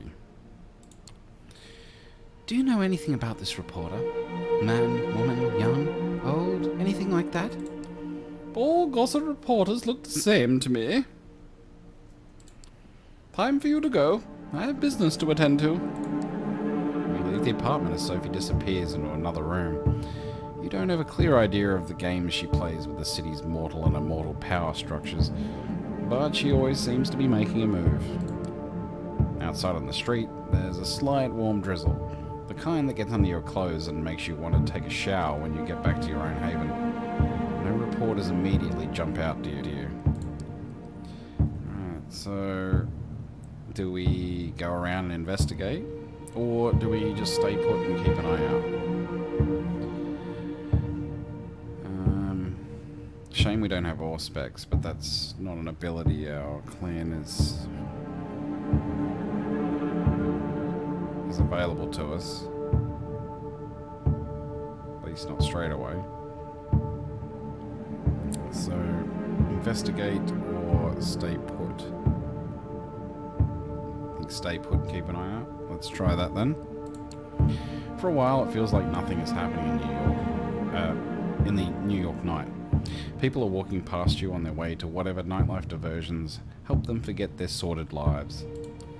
As you contemplate going back inside and telling Sophie you're not looking for a new career as a lookout, you suddenly notice the lens of a camera pointed at you across the street. "Hey!" you yell as you run across the street. It's a man you're sure you've seen somewhere before. Rotund, pasty, someone who's spent too much time in a badly ventilated room stained with cigarette smoke. You enter an alley, a dark, dingy space between two tall buildings. Once upon a time, a place like this might have worried you, made you think of muggings and violence. Now it's clear that the most dangerous thing here is you. The man you're following seems to realize this too. He holds his camera up in front of him like a shield. Its heavy objective resting on his paunch. With a start, you recognize him. You remember the face. Shaded sunglasses from a picture next to a byline and some trashy paper someone thrust in your face at a company party. His name is Frank Doherty, and he'd taken pictures of one of your investors feeling up a sex worker in a nightclub. You'd been there too, and the funny thing was, what Doherty showed in the photo was just the tip of the iceberg. After all, work hard and play hard was the order of the day. Hey, don't go around scaring people like that. Alright. So, options. I recognize you. I'm a huge fan. Or, welcome to Knuckletown. Like Kung Fury. Knock knock. Who's there? Knuckles. Eat him. Okay. Well, the option at the moment is welcome to Knuckletown. That's the closest we've got. Okay, so 3. Go with welcome to Knuckletown. Welcome to Knuckletown, fat man. Let's make this fun for at least one of us. Whoa, I'm a reporter! So we've got a lot of scoops here in this dirty alley. What are you reporting on? Or, so, a reporter, huh?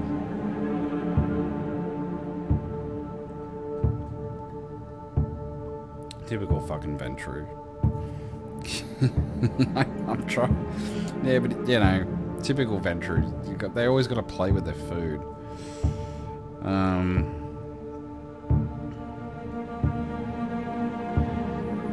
So, a lot of scoops here in this dirty alley. What are you reporting on? And so, a reporter, huh? I think 1. Okay. Lot of scoops here in this dirty alley? You can't be a journalist if you're not willing to get your hands dirty. Do you live here? I'm working on a story about a local resident.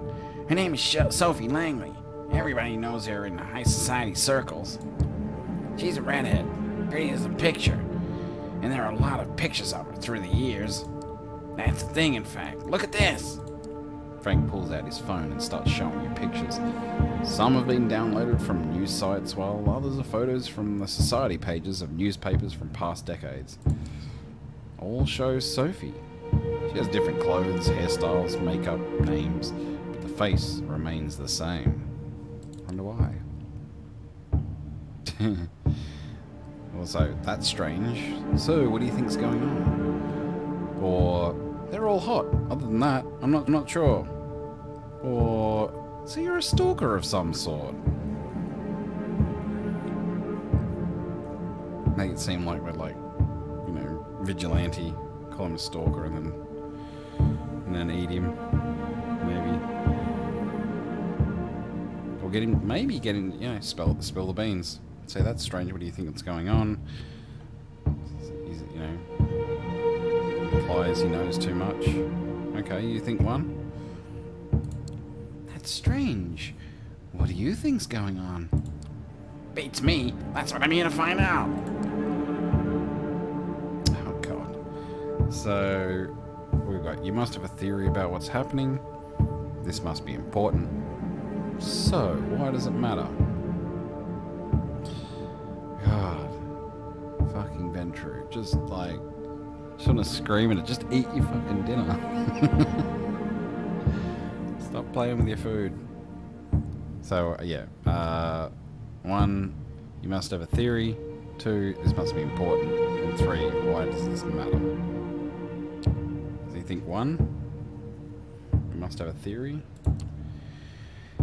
You must have a theory about what's happening. I have a theory or 2, but before I print my theory, I need facts to back it up. 3 words. Extreme plastic surgery. All celebrities do it. Only your doctor is better than the rest.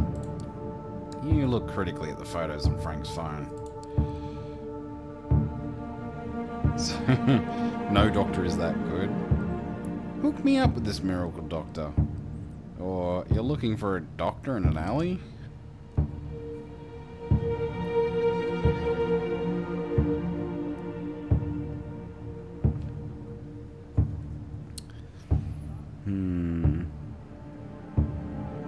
I'm not sure.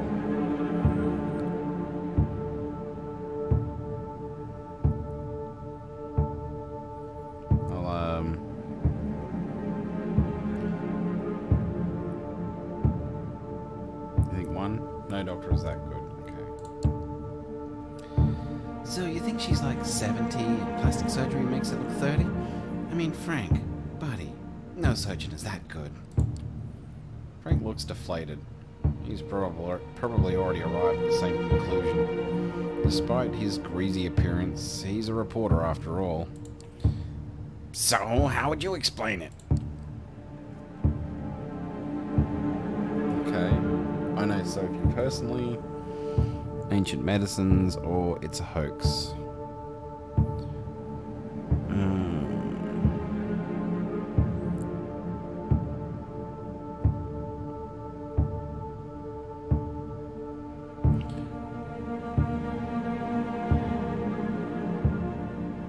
So, yeah, alright. So I know her ancient medicines, or it's a hoax. I think 1. I know it personally. Okay. So Red Eye's going with this one. You got to understand that I know Sophie pretty well. We move in the same circles. So what can you tell me about her? Okay. Fuck.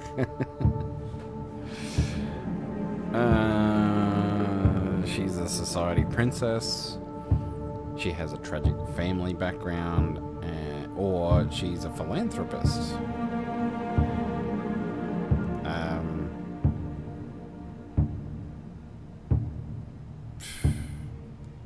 No idea. I don't even know where this is going. Kind of weird, actually, but society princess, tragic family background, or philanthropist.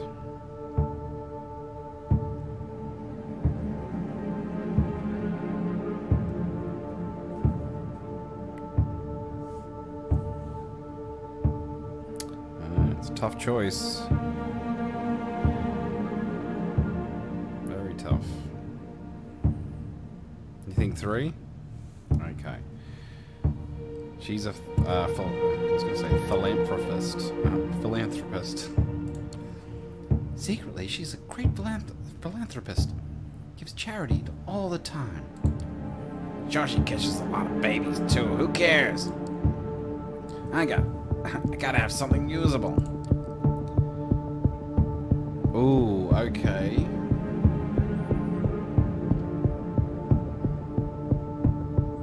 So threaten Frank with legal action, intimidate Frank with violence, or dominate him and tell him to leave and destroy the research.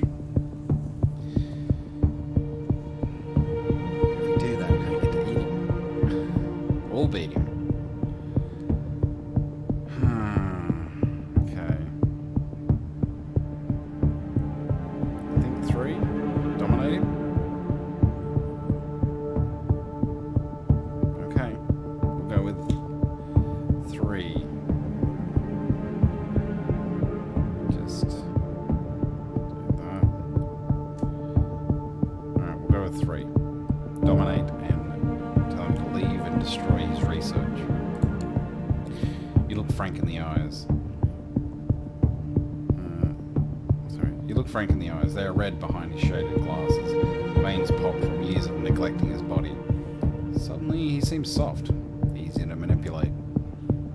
His will nothing but plaster crumbling under your boot. Go home and destroy your research on Sophie Langley. As your vampiric gaze takes over Frank's mind, he feels less than a person and more like an automation, a machine you can program. Perhaps this is why older vampires are said to think of humans as nothing but animals. How can you consider someone a thinking person with free will when you can override them at any moment? Frank is mumbling, fondling his camera, itching around you to the entrance of the alley. Inching, not itching, jeez. He looks sad and worn as he goes. A man who used to be something, now just a shell. It feels almost embarrassing to use the powers of your blood on someone so weak. At least you're pretty sure he'll stay away. Okay. Well, that was...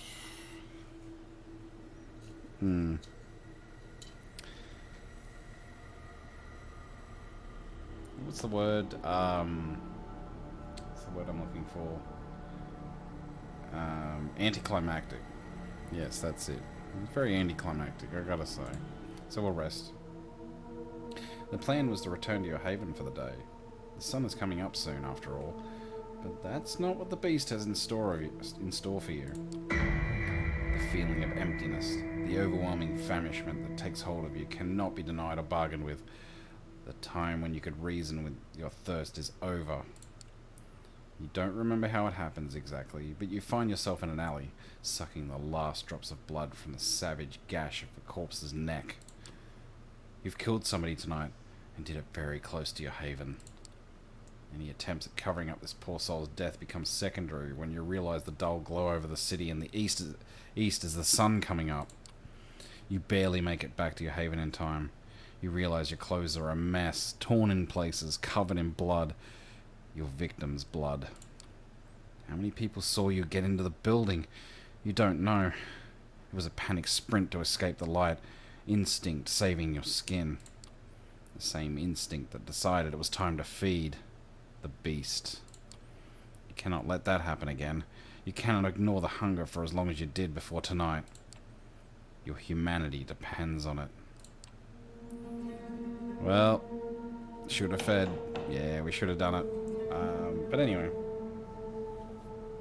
Kadir Al-Azmai, is, the sheriff of New York City, is knocking at the door to your haven. The sight comes as more than a little shocking. If he had business with you, you'd either expect to see him already inside, or never see him coming at all. Yet there he is, on the other side of the peephole, patiently and politely waiting for you to let him in. You carefully unlock the door and face him in silence. Evening. May I come in? You simply stare at him.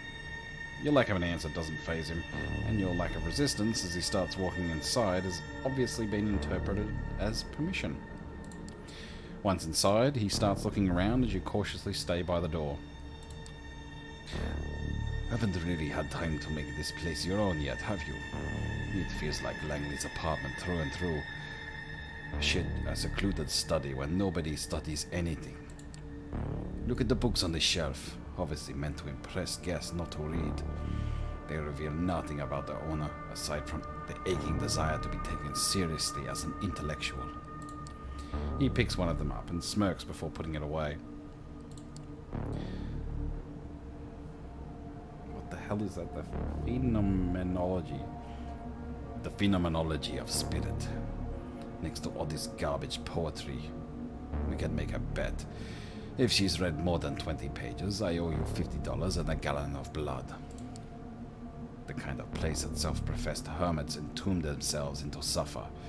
Considering how much you've had to run around these nights, you'll probably only use it to shelter from the sun and rest, right?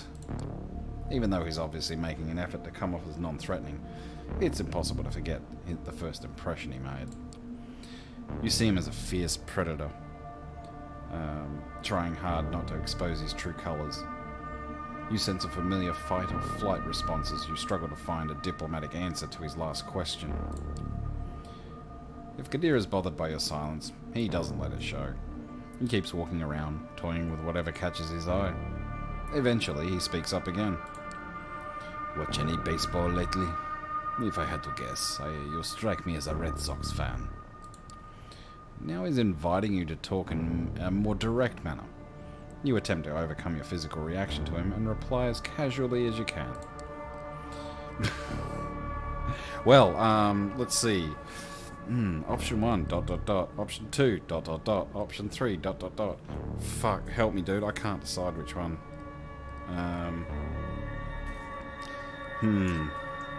Oh, man. I can't. Can't choose. Just can't choose. I don't know. Maybe we need the dice to decide. It's just, yeah, it's too hard, man. Can't do it. So 1, ... 2, ... 3, ...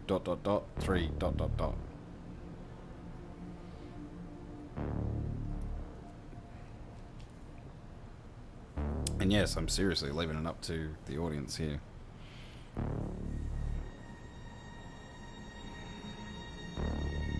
Four. Damn it. Okay, 4. Alright. Let's see.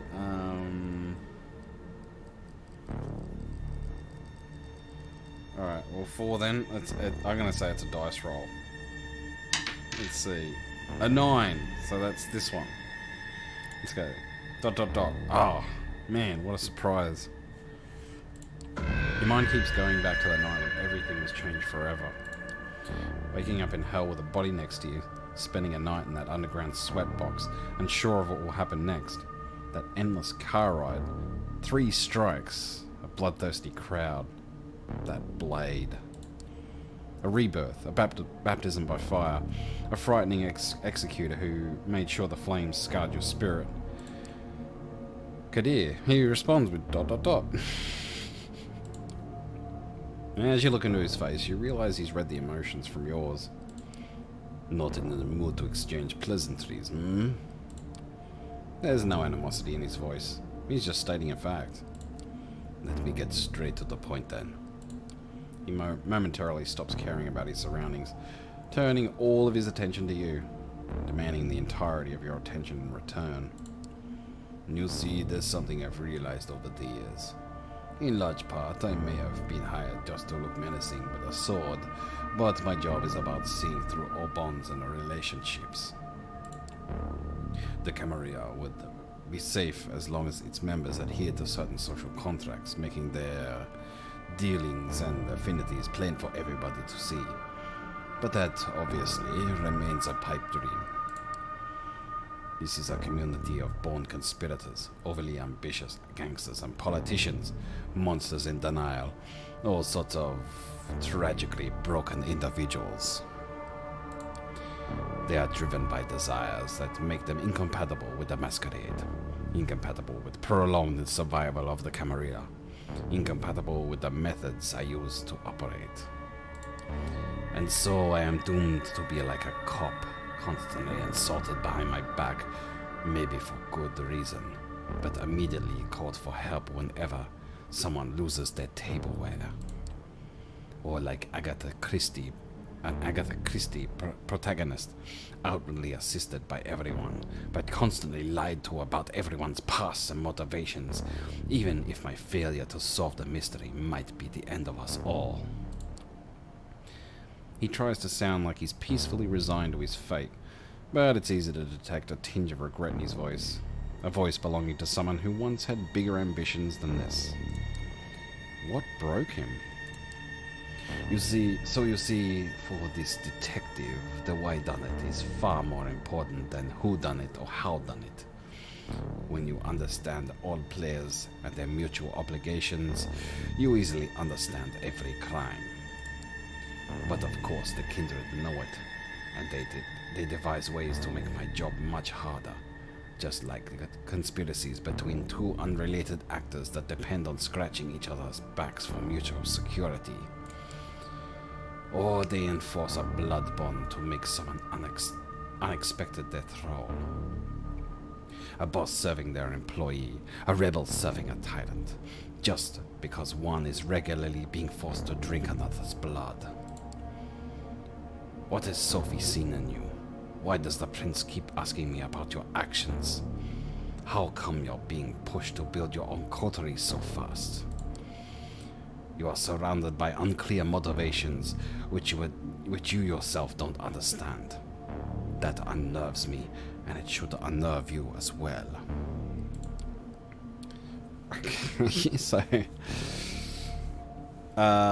So first option is, why are you here? Second is, and what are your motivations? Or, you unnerve me.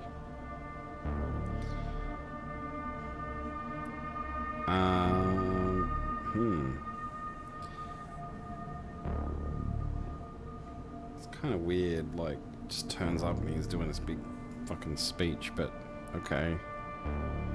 It's like, get to the point, dude. So, yeah, 1, why are you here? 2, and what are your motivations? And 3, you unnerve me.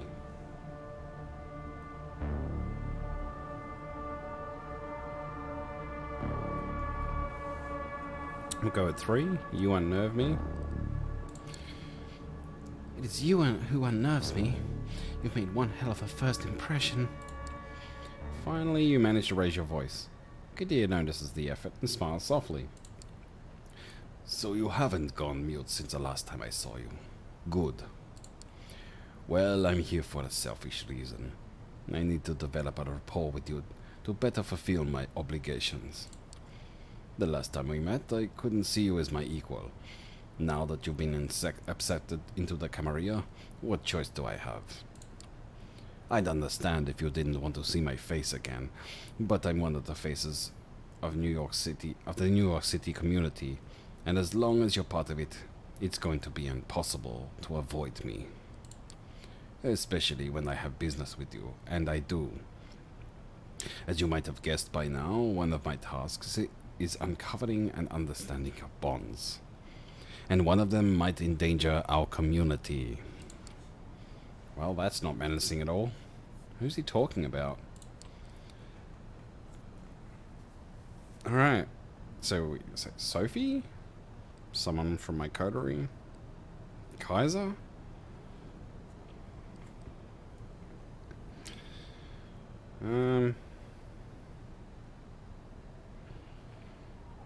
Yeah, I'm at a loss as to who he might be talking about, so any of these would be a good answer, I suppose.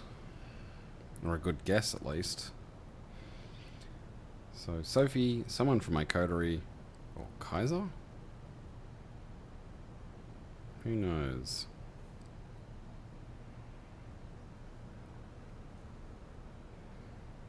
I think 3? Kaiser? Okay, let's go with that. Is this about Kaiser? Kadir shakes his head. That leper is bad news if you ask me.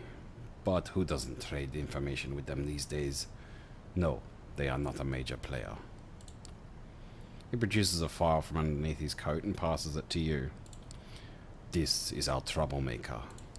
You open the file and see some printed photos. You freeze up as you recognize the face and are overwhelmed by a flood of repressed memories. Newman. God. It's always Newman. Hello, Newman. Benjamin Newman. This asshole who made the last few years of your life a living hell. The sexual harassment, the mobbing, the way he kept delegating all his obligations to you without ever letting you reap the fruits of your labor. The way he stole your soul. Goddamn prick. You look up at Kadir, expecting answers. Apparently your company is in trouble. Lots of financial irregularities, and Mr. Newman is all too happy to testify that one employee who's just suddenly disappeared is to blame. The story is as fishy as it gets, but your disappearance is being investigated, and a lot of people are searching for you. It attracts attention to us, and as such, it must be stopped. Must be stopped. Sounds threatening. You dread thinking what he's planning. I'll arrange for you two to meet tomorrow night so that you can straighten the situation out and say goodbye to the life you've forsaken. He'll arrange what? Your eyes must look like saucers right now. Usually these matters are left to my discretion, and I can't think of an easier solution. The lost sheep reappears, takes care of unfinished business, and disappears, never to be seen again. Nobody cares. It's simple, it's clean, no contrived schemes, no unnecessary victims. And it gives me an opportunity to learn more about you as I observe. When neonates interact with kind they used to hold dear, their true natures are laid bare for everyone to see. Of course he's invested in being kind to you, or he's making clear his self-serving intentions so that you don't start figuring them out for yourself. Any objections? Any alternatives are probably worse. You shake your head. Very well. I'll arrange a meeting and drive you there tomorrow. Better come up with a load of bull that's easy to swallow. He disappears from the apartment, leaving you as confused as the last time he closed the door on you. God damn it, you need to think it through. Okay. That gets me. Like, yeah, you should have glasses. Absolutely. For a long time, you just sit in your haven, lost in your thoughts, thinking about how revenge is a dish best served cold. Okay, so we're halfway through the night. We did have a new dictionary addition, and that is blood bond. A mystically enforced relationship between a vampire and another mortal or kindred. Drinking the blood of a vampire directly from the vein 3 times creates an intense loyalty in the drinker, resembling infatuation or obsession. The bond loses its grip with time, but is reinforced by repeated drinks from the donor vampire. Awesome. So, we have 5 options. We've got the church guy, church dude, our stalker. So we've got Benoit, or whatever his name is, wants to meet us again. We've got someone tailing me, so we might want to, you know, find out what's going there. Then we've got Hope from the Clan Malkavian. And it's been a while since you've heard from D'Angelo, so the Nosferatu. So we did start on that one earlier. And we've got a gangrel named Tamika. So Beno, let's call him Beno.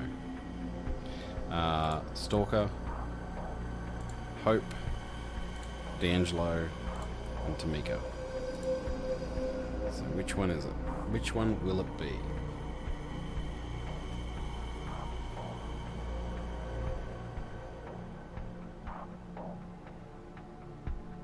See, is following us. Okay, let's do it. Let's do it. Recently, you're feeling as if somebody keeps tailing you. Time to confirm your suspicions. Someone is following you around. It's been, has been for a few nights, maybe longer. That can't be a good thing. The only question is, what to do about it? So, do we provoke the stalker to appear, or do we tell Sophie that you have a problem? Now, she did offer that if we ran into trouble, we could come and see her, though she would prefer we don't. That being said, if it turns out to be a big deal, she might get pissed if we don't tell her. So, that's a difficult decision. Do we handle it ourselves, or do we tell Sophie that we have a problem?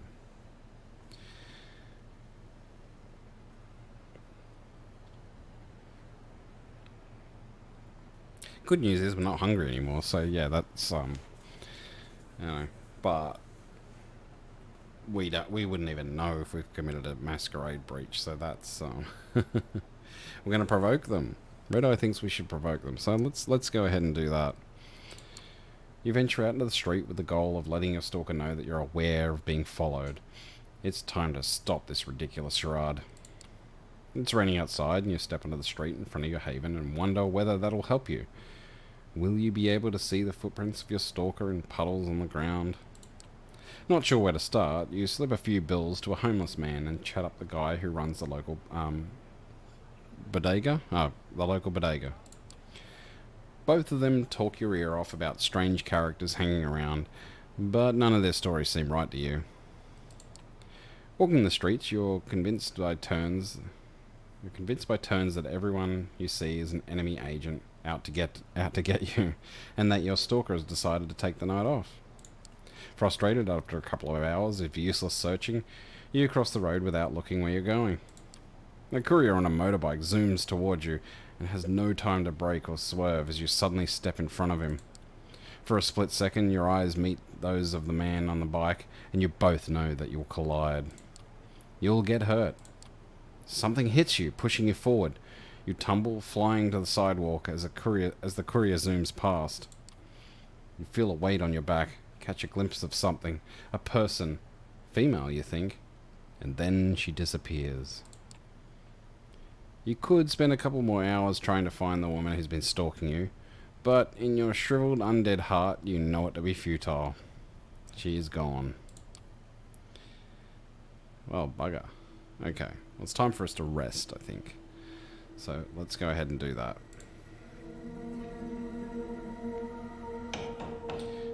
Knock knock. You'd ask who's there, but you don't know if the Sheriff of New York City would play along. When you open the door, you see him toying with the car keys he's holding in his hand. Ready to go, fledgling? You don't feel like it, but you give him a nod nevertheless. Excellent. Stay close. He leads you down to the vehicle he's parked nearby. Once again, he takes the wheel, literally and figuratively. Everything inside is just the way you remember it, down to the rearview mirror reflecting the intense stare of your guide. However, the trip itself feels notably different. The last time Kadir drove you around, it was forcibly dragging you away from your old life. This time, he's pulling you back into it. Goddamn Newman. You're getting violent just thinking about him. Let me tell you how this is going to go. As I said, I've arranged a meeting between you and your kin. It's going to take place somewhere you should know very well. I'll watch over you two from a safe distance to make sure you adhere to the rules. You should know those very well, but I'll reiterate so that you can't ever say I didn't warn you. Don't do anything that would violate the Masquerade. Don't establish some secret routes of contact. I will know.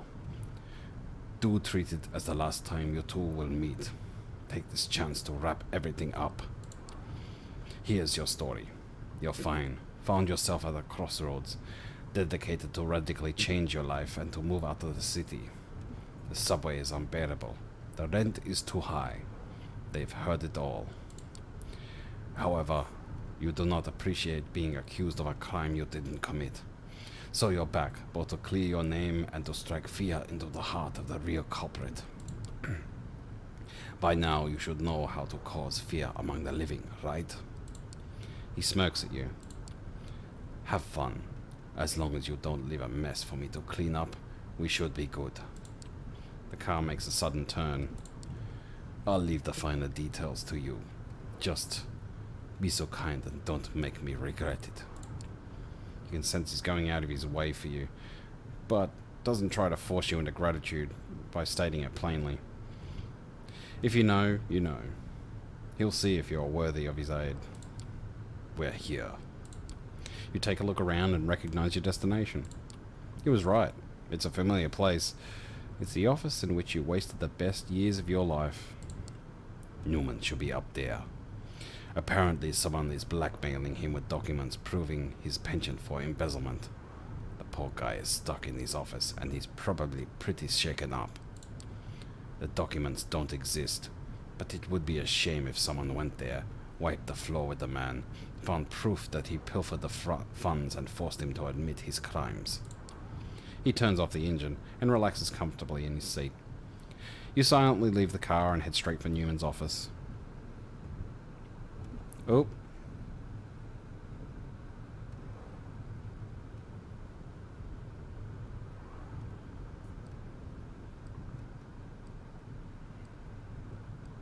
Oh dear. Have we...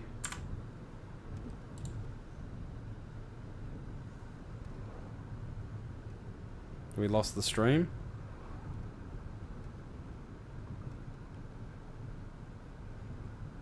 Have we lost the stream? Shit. Let's see. Nope, we're still there. No, okay, I had some slight technical difficulties. Thought I'd lost it, but anyway. Alright. So we're back.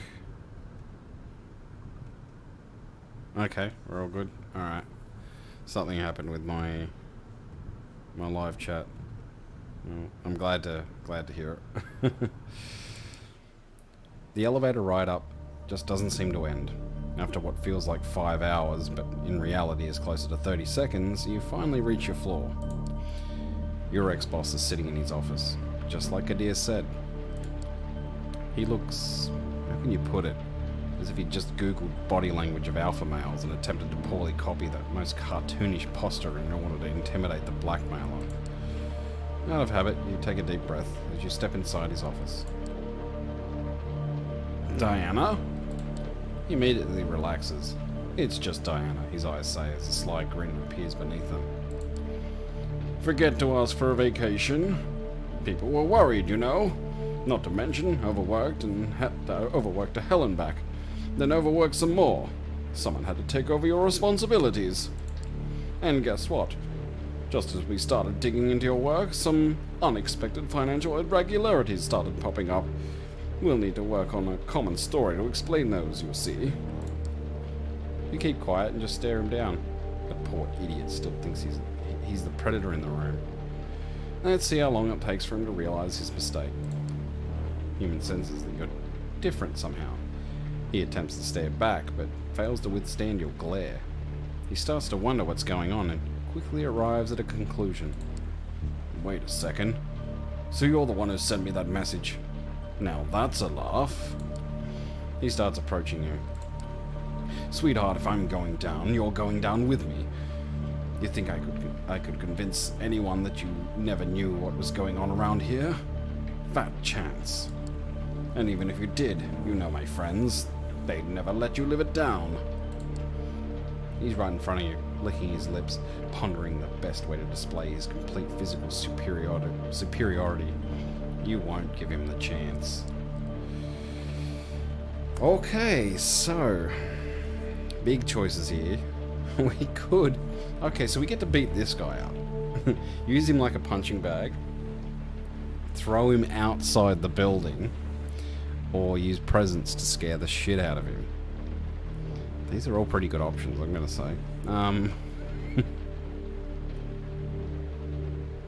So basically, do we beat him up, kill him, or scare the shit out of him?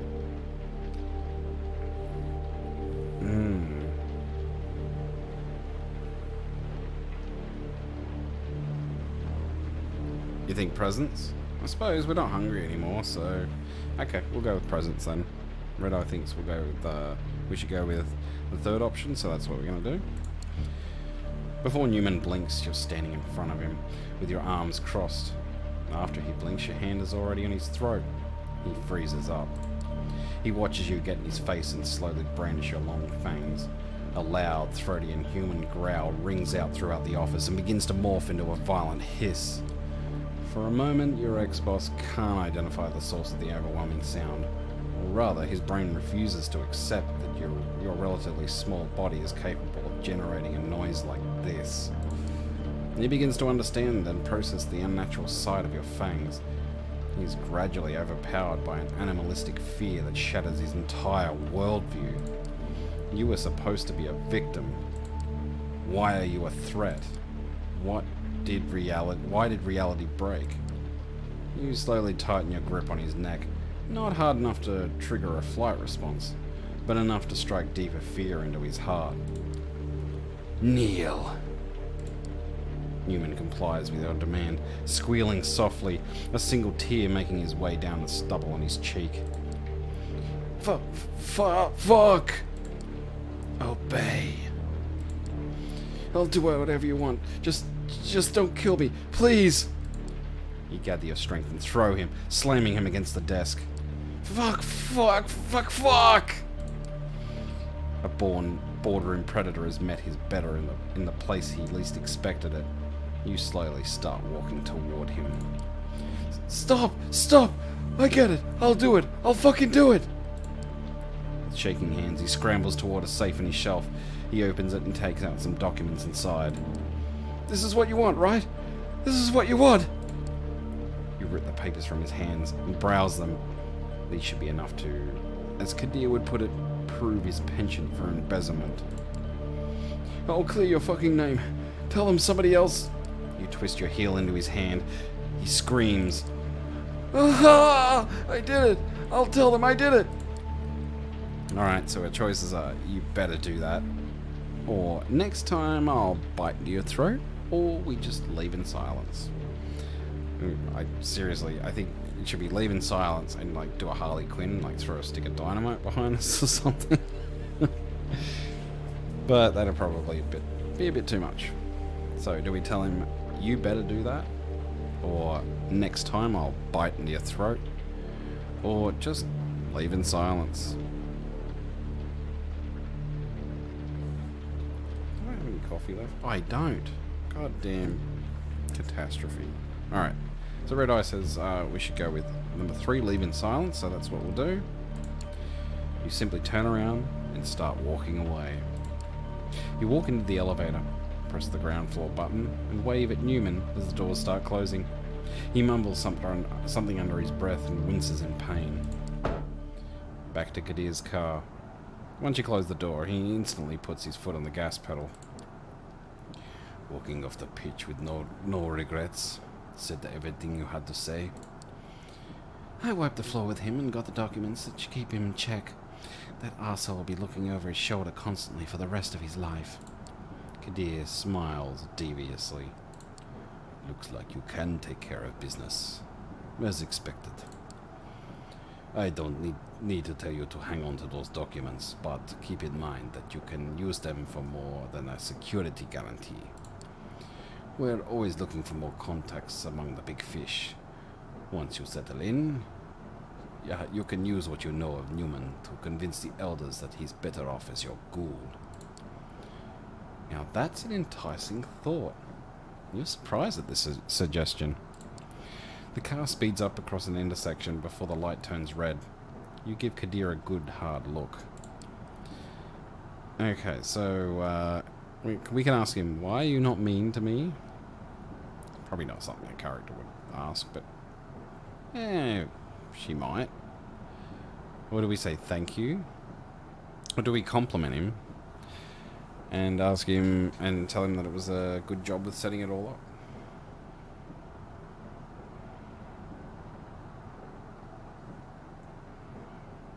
So 1, why are you not mean to me? 2, thank you. Or 3, good job with setting it all up.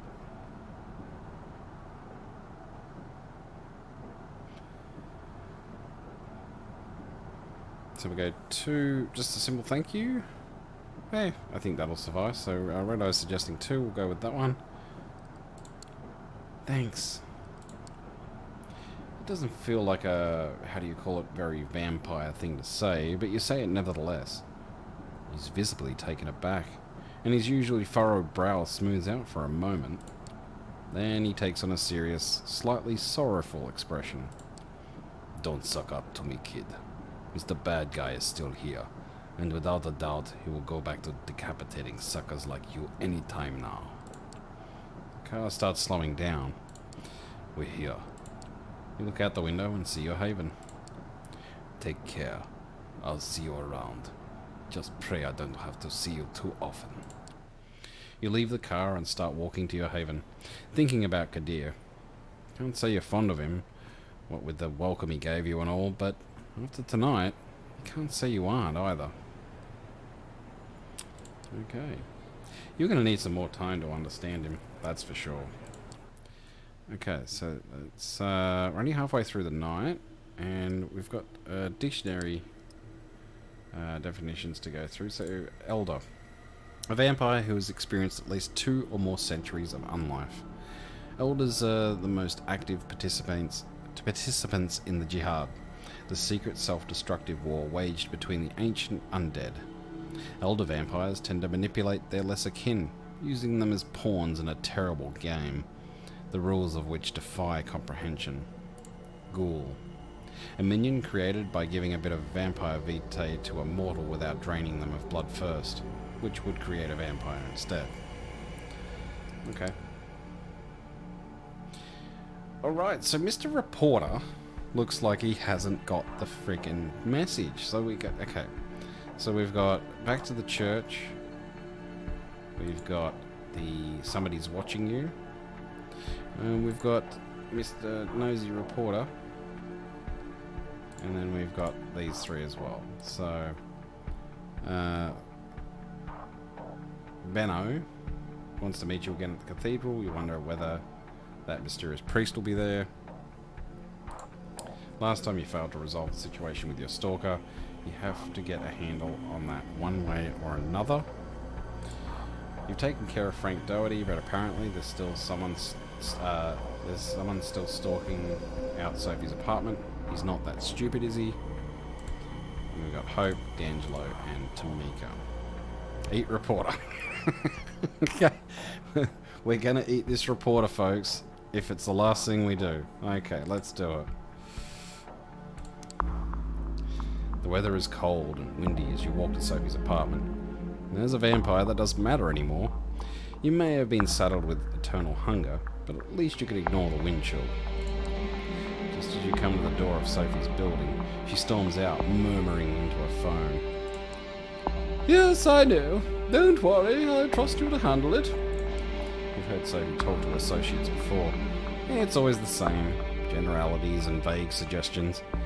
It makes you think she's involved in mysterious machinations. Yeah, it doesn't tell you anything. Sophie is dressed to kill, but there's nothing unusual in that. She likes to make an impression. A black car with tinted windows is waiting for her in front of the door. The chauffeur steps out to open the car door for her.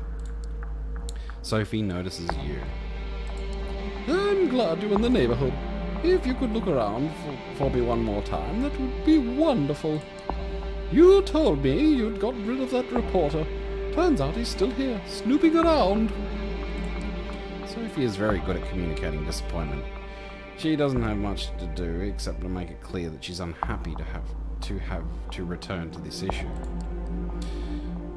Alright, so, I thought he was gone, or I'm sorry, or I'll take care of it.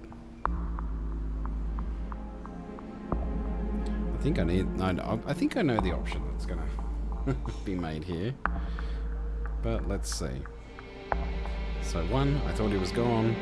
2, I'm sorry. Or 3, I'll take care of it.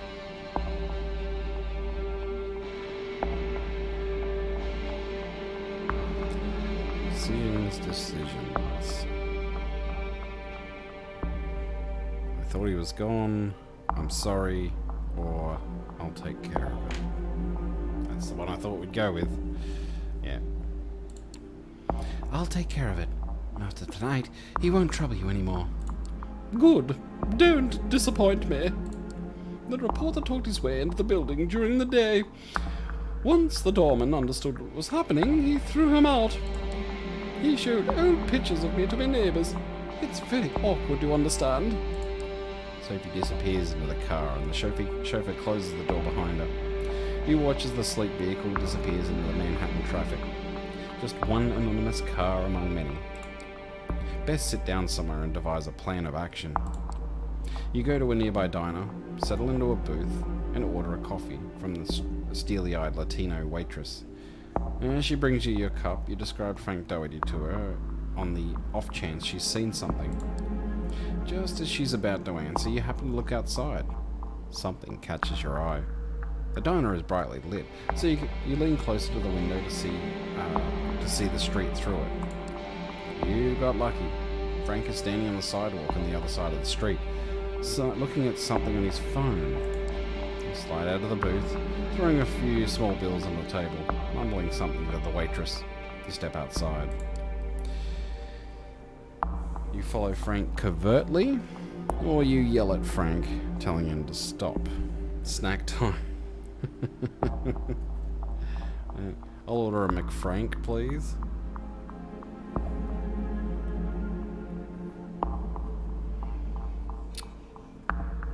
Follow covertly, or yell at Frank, telling him to stop. So a binary choice, 1 or 2. What will it be? Covertly? So Red Eye thinks covertly. I tend to agree. Let's go with that. For a reporter, Frank isn't terribly observant. You keep your distance, hiding behind people and cars, but he doesn't look around. It seems like he wants to find a private nook to inspect the photos he took tonight. No worries, mate. No worries. Enjoy your noodles, dude. An alley. He ducks in, and you follow. Oh God, it's you again. Please, I'm working on a different story, I swear. Frank retreats deeper into the alley.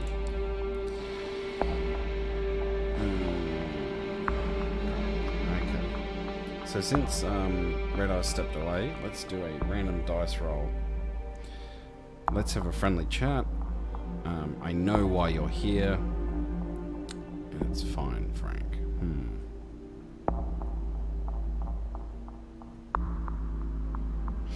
Alright, yep, dice roll. So we got a 4. So that's, I know why you're here. Don't worry, Frank. I know all about why you're here. You do? I mean... Okay, I'm sorry I tried to bullshit you. Just tell me how I can help you. Oh, God, okay. I thought we agreed there's no story.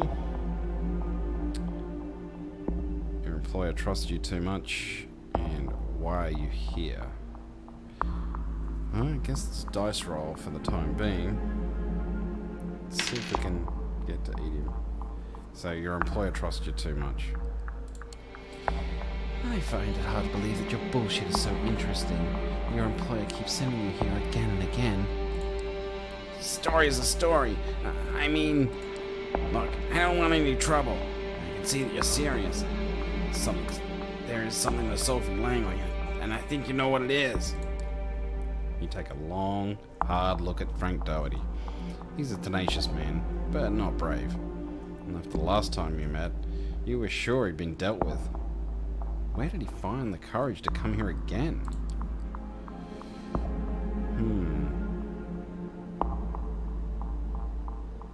Alright. So, choices are... the first one is this worth the pain? Second one is, what's your real angle? And third is, don't you have better stories to chase? So we've got 2, is this worth the pain? A woman like Sophie, there's always something. But is it worth the pain? Look, I need a scoop. I need a story. I need something that says Frank Doherty is on top of things again. Nobody respects me. Do you know how that feels? I used to be someone, a promising young journalist. When you fuck up, there's no sympathy. People enjoy seeing you fall. I don't care about Sophie Langley. I care about Frank Doherty. I'm not asking for much, just one story that isn't about trying to get a shot of a celebrity's underwear. You almost believe it, but something about Frank feels off. Okay. So do we Ask him, does he have a personal interest in this? Or is this, second choice, is this about blackmail? Or do we trust in our blood to convince Frank?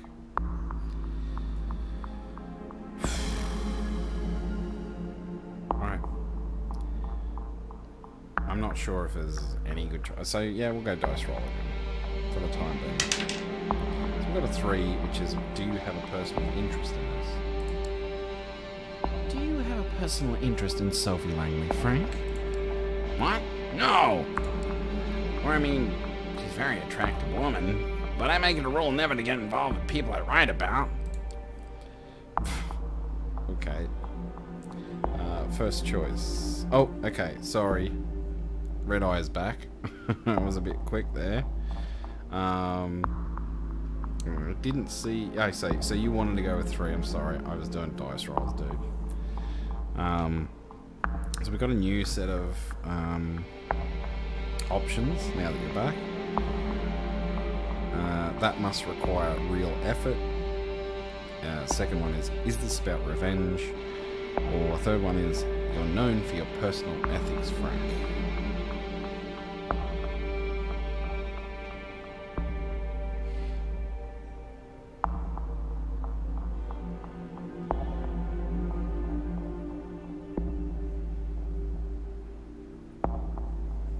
Yeah, really sorry I missed that one.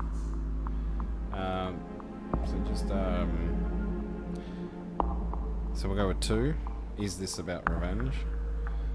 So we're going to head off in about 20 minutes, so everyone, well, just so Red Eye knows. Is this about revenge? Okay. Come on, Frank, you must have a personal reason. Is this revenge for something she did to you? No, I've never met Sophie Langley. Sometimes I just need the extra money, that's all. Okay.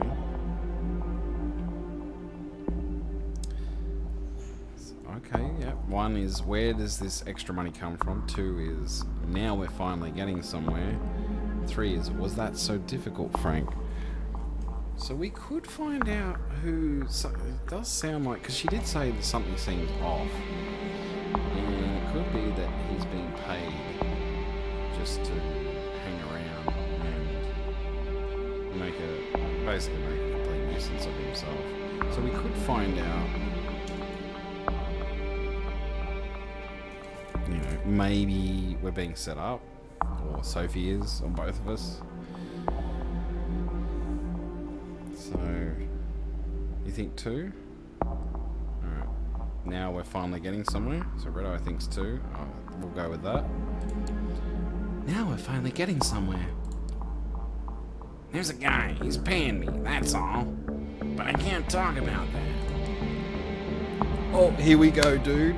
This is your chance. Do we push him for information? Do we offer Frank work for us? Or do we drain him dry? So, first option is drain Frank dry.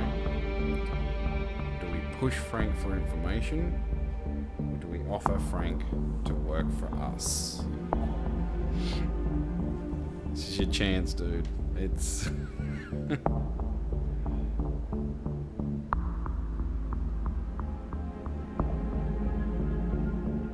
What do you think? Eat him? I know you really wanted to eat him. So, here's your chance. Or do we go with the second or third options? Alright. Let's do it. Let's eat him. Yeah, it doesn't feel like you can get anything more out of him. Or perhaps it's just something you tell yourself because you see the sweet, sweet blood moving under his skin. It's hard not to stare. Frank is not a beautiful man, but you've learned that any mortal's veins can be appreciated if you look at them long enough. Blood is the great equalizer.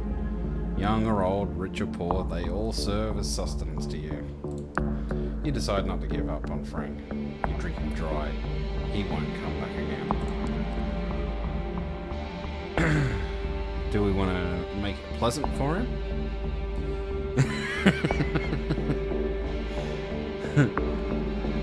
Well, we did it. He's dead. But do we want to make it a pleasant death? Do we just treat him as Like, he's sustenance, nothing more. Or do we want to hurt him?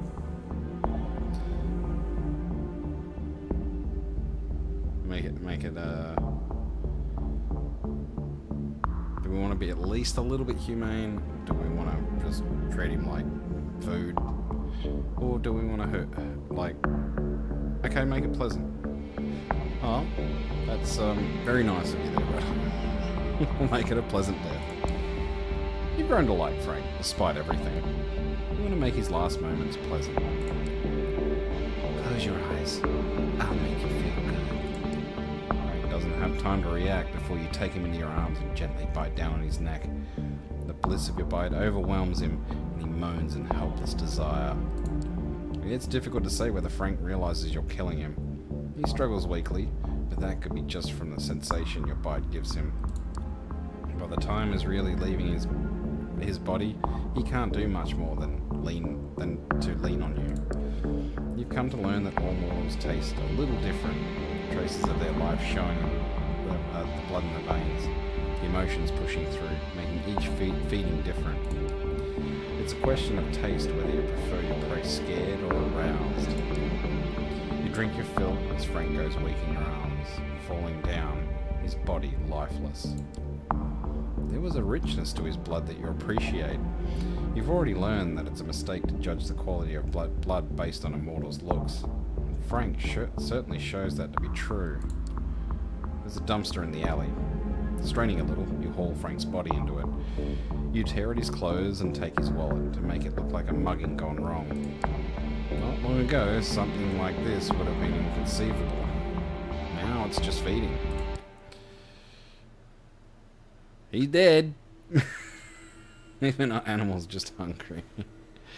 Well, we finally successfully killed the reporter. We ate him, and he loved it. He loved every minute. So it is time to rest now, so let's get that out of the way.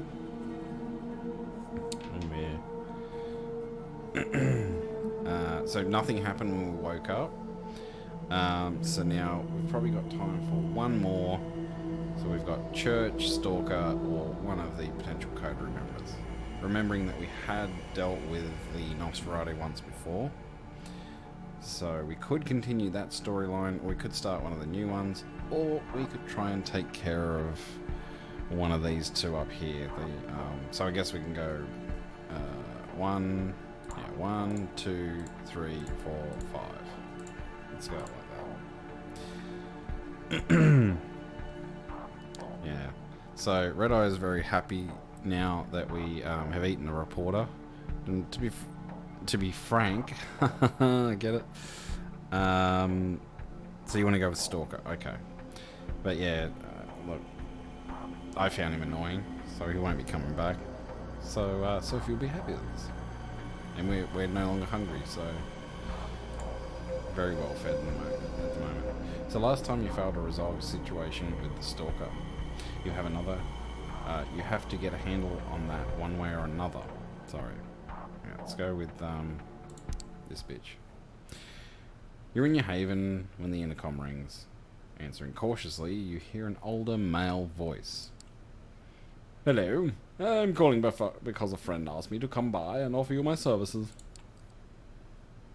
The fuck are you? Alright, so options are, who is this? Second one is, what do you mean, services? Or third one is, who's this friend?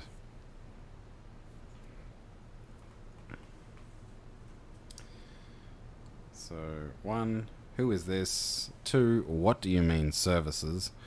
Or 3, who is this friend?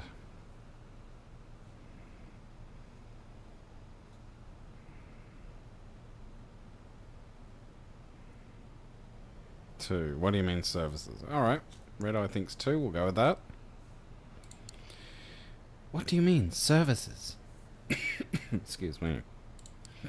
You know, services. You know what I'm talking about. Man sounds strangely excited. Breathing hard. Alright, so 1, is this a sex thing? 2, I need something to go on. Or 3, you may have the wrong address. 1, is this a sex thing? 2, I need something to go on. Or 3, you may have the wrong address.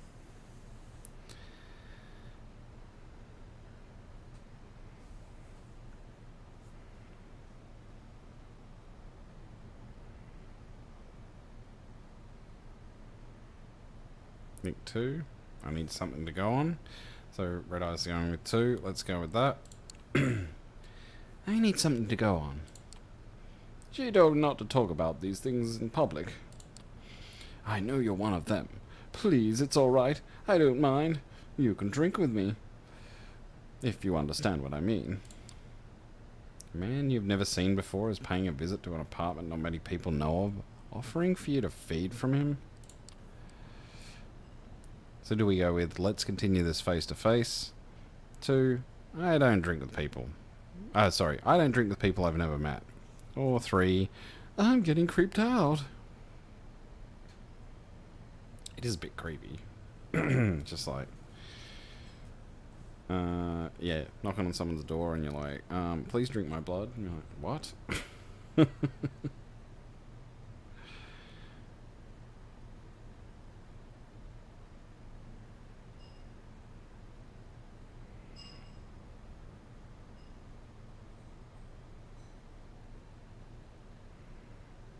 Think 2. I don't drink with people I have never met. Let's go with that. I don't drink with people I've never met. Don't worry, we can meet. Silence. A minute passes and you hear a knock on the door to your haven. You cautiously open the door. The stranger looks at you sheepishly. He's in his 30s, dressed in a clean business suit. He looks moderately successful. Someone you could meet at an investment bank. I'm sorry, I didn't want to intrude, so that's why I called from downstairs. Alright, so do we say... I don't know why we say I don't drink with people I don't know and then let him in, but alright. So do we just say 1, please leave? Or do we go with 2, come in? Or do we dominate him and tell him to forget this and go? Yeah. So we keep in mind that vampiric powers work very easily on mortals. And he is a mortal, although he may be a ghoul, so... Alright, we'll go with 3. So we'll dominate. Forget all this, where I live, who I am, and go home. Confused and absent-minded, the man wanders toward the elevators. He gets in and disappears, leaving you to look at the empty hallway. What was that all about? Alright. So, we're halfway through the night. Probably time... We could maybe squeeze one more in. So we've got Church, Hope, D'Angelo, or Tamika. 1, 2, 3, or 4.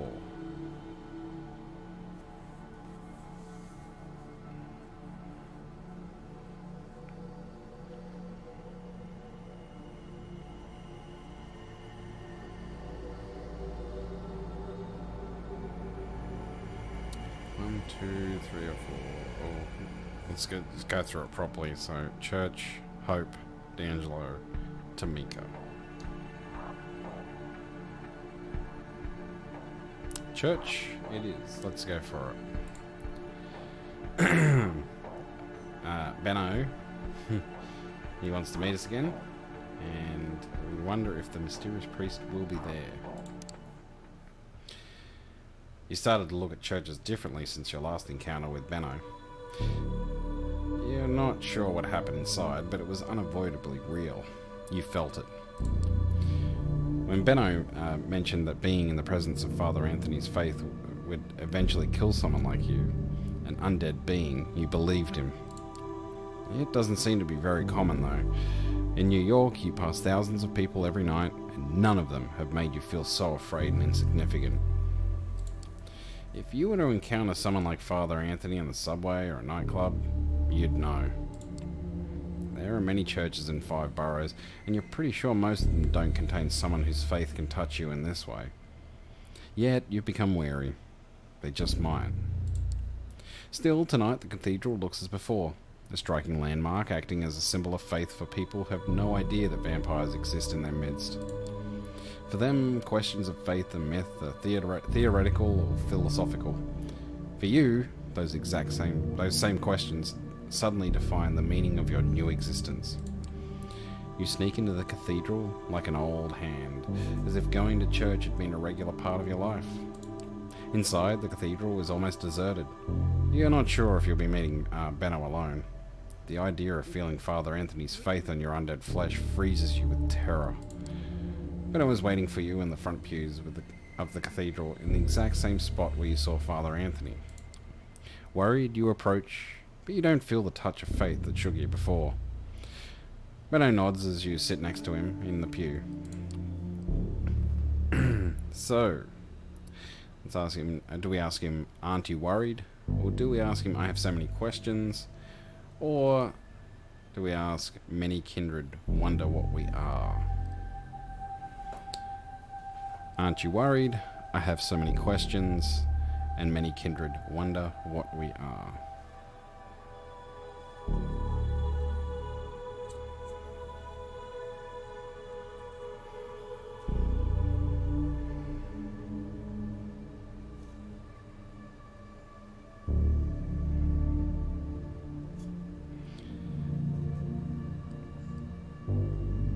One, 2, or 3. We'll go with 3. So Red Eye thinks 3. We'll go with that. I don't like this, Benno. But I guess a lot of kindred are worried about what we really are. You can't walk away. Many of our kind choose to live in ignorance of what it really means to be damned. You've had some time to think. I'm guessing you found the touch of Father Anthony's faith hard to ignore. For most people, God's presence is a question of faith. When I talk with Father Anthony, it feels like proof. Benno is fervent, intense as he speaks. It's clear these questions have consumed his existence. Perhaps they'll consume yours too. So our first option is, I can't stop thinking about divine purpose. Second is, this is kindred culture. And third is, what does a Camarilla believe? Camarilla, same thing.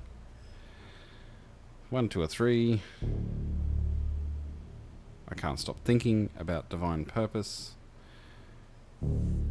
This is kindred culture. Or what does the Camarilla believe?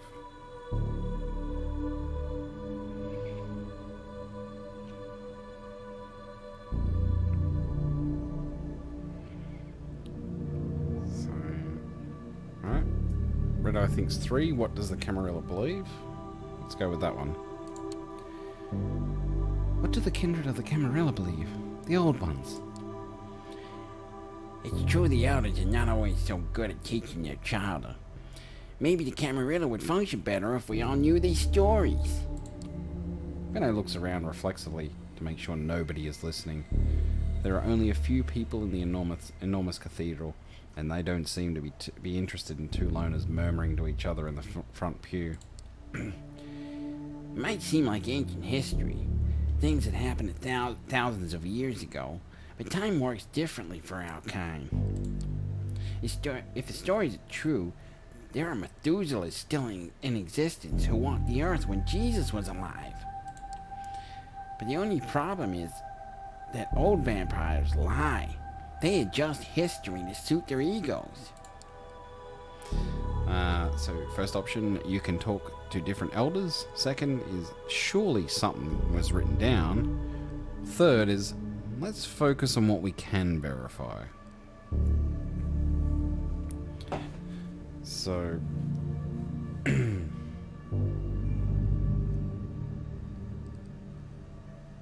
mean, just because something's written down doesn't mean shit. Like, fuck. That's all sorts of fiction gets written down all the time. So 1, 2, or 3. You can talk to different elders. Surely something was written down. Or let's focus on what we can verify. So Red Eye thinks let's focus on what we can verify, which I think is a very sensible choice. So let's go with that. Shouldn't we focus on what we can verify here and now? Our blood? The effects of Father Anthony's belief? I suppose that would be the scientific approach.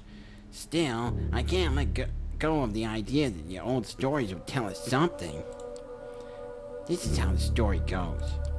God cursed Cain as punishment for the murder of Abel. Cain walked the night shunned by humanity and drank blood to sustain himself. Even from the point of our origin, we are damned. However, the story becomes really interesting when we move forward.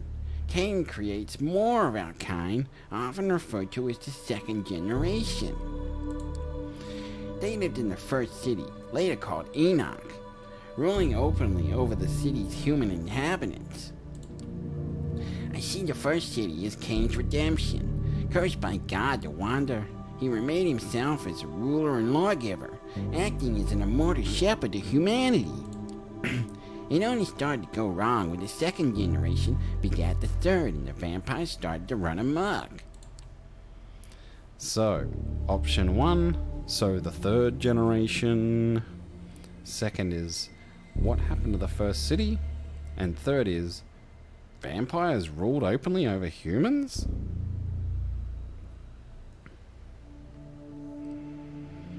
All good questions, to be honest. So yeah, first option, so the third generation. Second, what happened to the first city? And third is, vampires ruled openly over humans?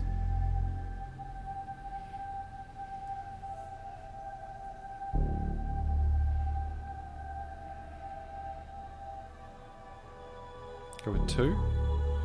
The Red Eye thinks we should ask about the first city. We'll go with that one. What happened to the first city? It was lost in the deluge. Noah had his ark to save him, but our kind had to rely on our gifts of blood. If you're skeptical about this piece of history, remember that even a local flood can bring massive destruction. After the first city, Cain launched a DuPont story. Perhaps he was disheartened by the deep depredations, Sorry, I had to think about that for a sec. of his descendants. The antediluvians went on to build a second city in imitation of the first, but it's doubtful their rule was just. There are people moving in the cathedral, and both you and Benno have to make sure none get close enough to hear you talk. Many of the people you've seen have been elderly or disabled, so it's not surprising that you hear the squeak of a wheelchair. What alarms you more is that you overhear an older woman speaking with a Russian accent mention Father Anthony. Let's find Father Anthony and see what if he can help us. From what I've heard, he's an exceptional man. I'm sorry, it's a terrible Russian accent. I cannot do Russian. Sorry. You turn to look and see 2 men and a woman.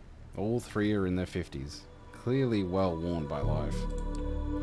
One of the men pushes the woman in a wheelchair. She's dark-haired and intense, seemingly only half in this world. Yeah, exceptional, but he doesn't like moles. The speaker is the shorter of the men, more animated and worried. He was probably a strong man in his youth, perhaps even an athlete.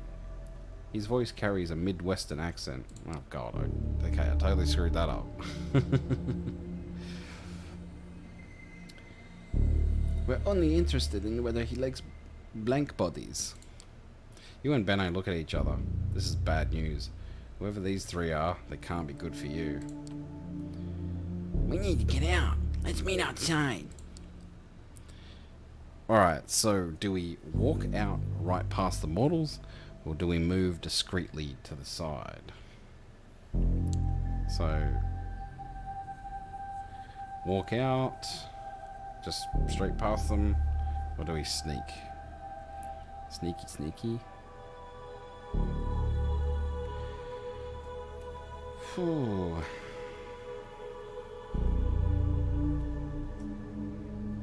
Walk out right past the mortals, or sneak? You think sneak? I think that's... yeah, I think... okay, so 2. Move discreetly to one side. Better not call attention to yourself. You decide to move to the side of the cathedral and pretend to pray at an altar. You walk casually toward the side, away from the 3 approaching mortals. You feel their eyes boring into your back, but you force yourself to be cool. Benno is nowhere to be seen. You blinked and he disappeared in a burst of speed. You were worried it was too conspicuous, but maybe the mortals missed it. You pretend to admire the architecture for a while before glancing back at the trio. They've settled at the exact spot you just occupied, apparently waiting for something and conversing in hushed tones. Once you're sure their attention is elsewhere, you start walking briskly down the side aisle toward the exit. That was a close call. Okay, so first option, who were those 3? Second is, fuck you, Benno. And third is, you were quite fast. Well, jeez.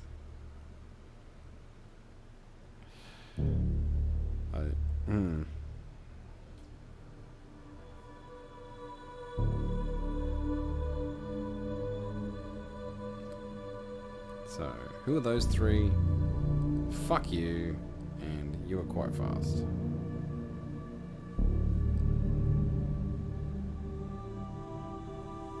Go 1? Yep, I think so. Red Eye thinks 1, and I agree. Who are those 3? Did you recognize them? I might have. I'm not sure. There's talk of a few tenacious vampire hunters living in the city. One of them is supposed to be a woman in a wheelchair. For a second, Benno looks at you as if he was wondering whether he should say something. There's one thing I've always wondered about the story of Cain. The traditions of the Camarilla put a lot of faith in the relationship between sire and child. You're supposed to follow the example of your maker, yet Cain didn't really seem to care for the vampires he embraced. Did he think it was a mistake to recreate our kind? So, my sire left me, or we should make our own way in the world, or do kindred care what Cain thinks? I mean, maybe some do?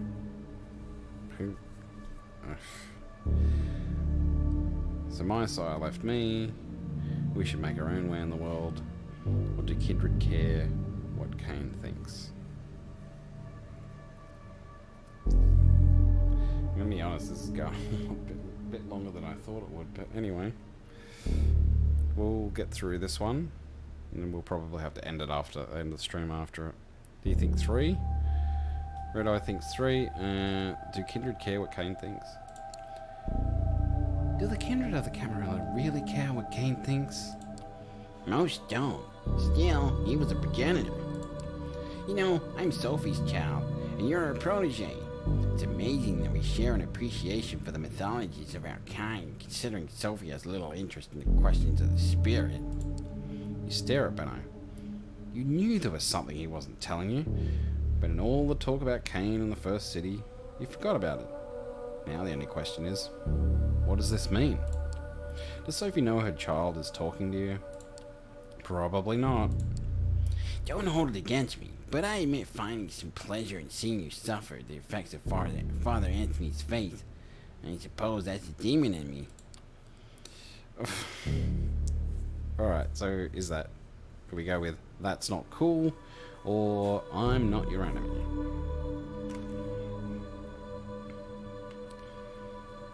So, that's not cool, or I'm not your enemy.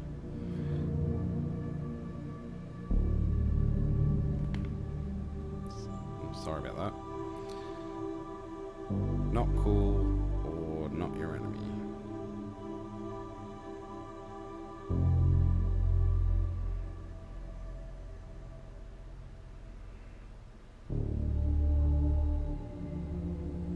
Alright.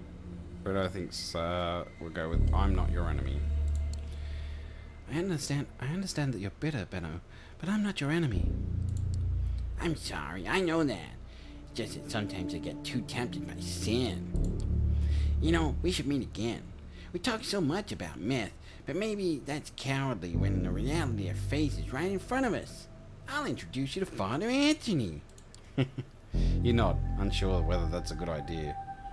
Benno walks away, and you follow his example, not wanting to hang around the cathedral any longer. You can tell I'm getting tired because it's hard to read. And with that, I think that's a good place to end up. Before we do, though, let's have a look at these definitions. Methuselah, a vampire who has existed for a millennium or more, an elder who no longer participates in kindred society. Methuselahs are rumoured to hail from the 4th and 5th generations. Okay. Generation, the number of steps between a vampire and the mythical Cain. How far descended from the first a given vampire is. Low generation provides great power, just as it does a stronger curse and hunger. And finally, antediluvians, the progenitors, members of the dreaded 3rd generation, and the founders of the 13 vampire clans. And with that, folks, I think we will leave it there. So, thank you, Red Eye, for joining us tonight. I do apologise. It was a very disappointing live stream because of my own mistakes of putting the time down as 4 o'clock when it should have been 6 p.m. I think there was a bit of a mix-up because I have been doing 4 o'clock streams on the alternate week. It's very hard to have a consistent weekly stream, especially with things going on my days off and so on and so forth. So, no, thank you for dropping in, and if you can pass on my apologies to Landon, because I do believe he did actually want to join in on this, and yeah, I stuffed up. So, yeah, but anyway, hope to see you all. To see more people next week. That would be nice. If not, well, depends. I may. We'll see how we go. Yeah. But anyway, I'm really tired. I need to go to bed. And yeah, that's it from me. So thanks, everyone.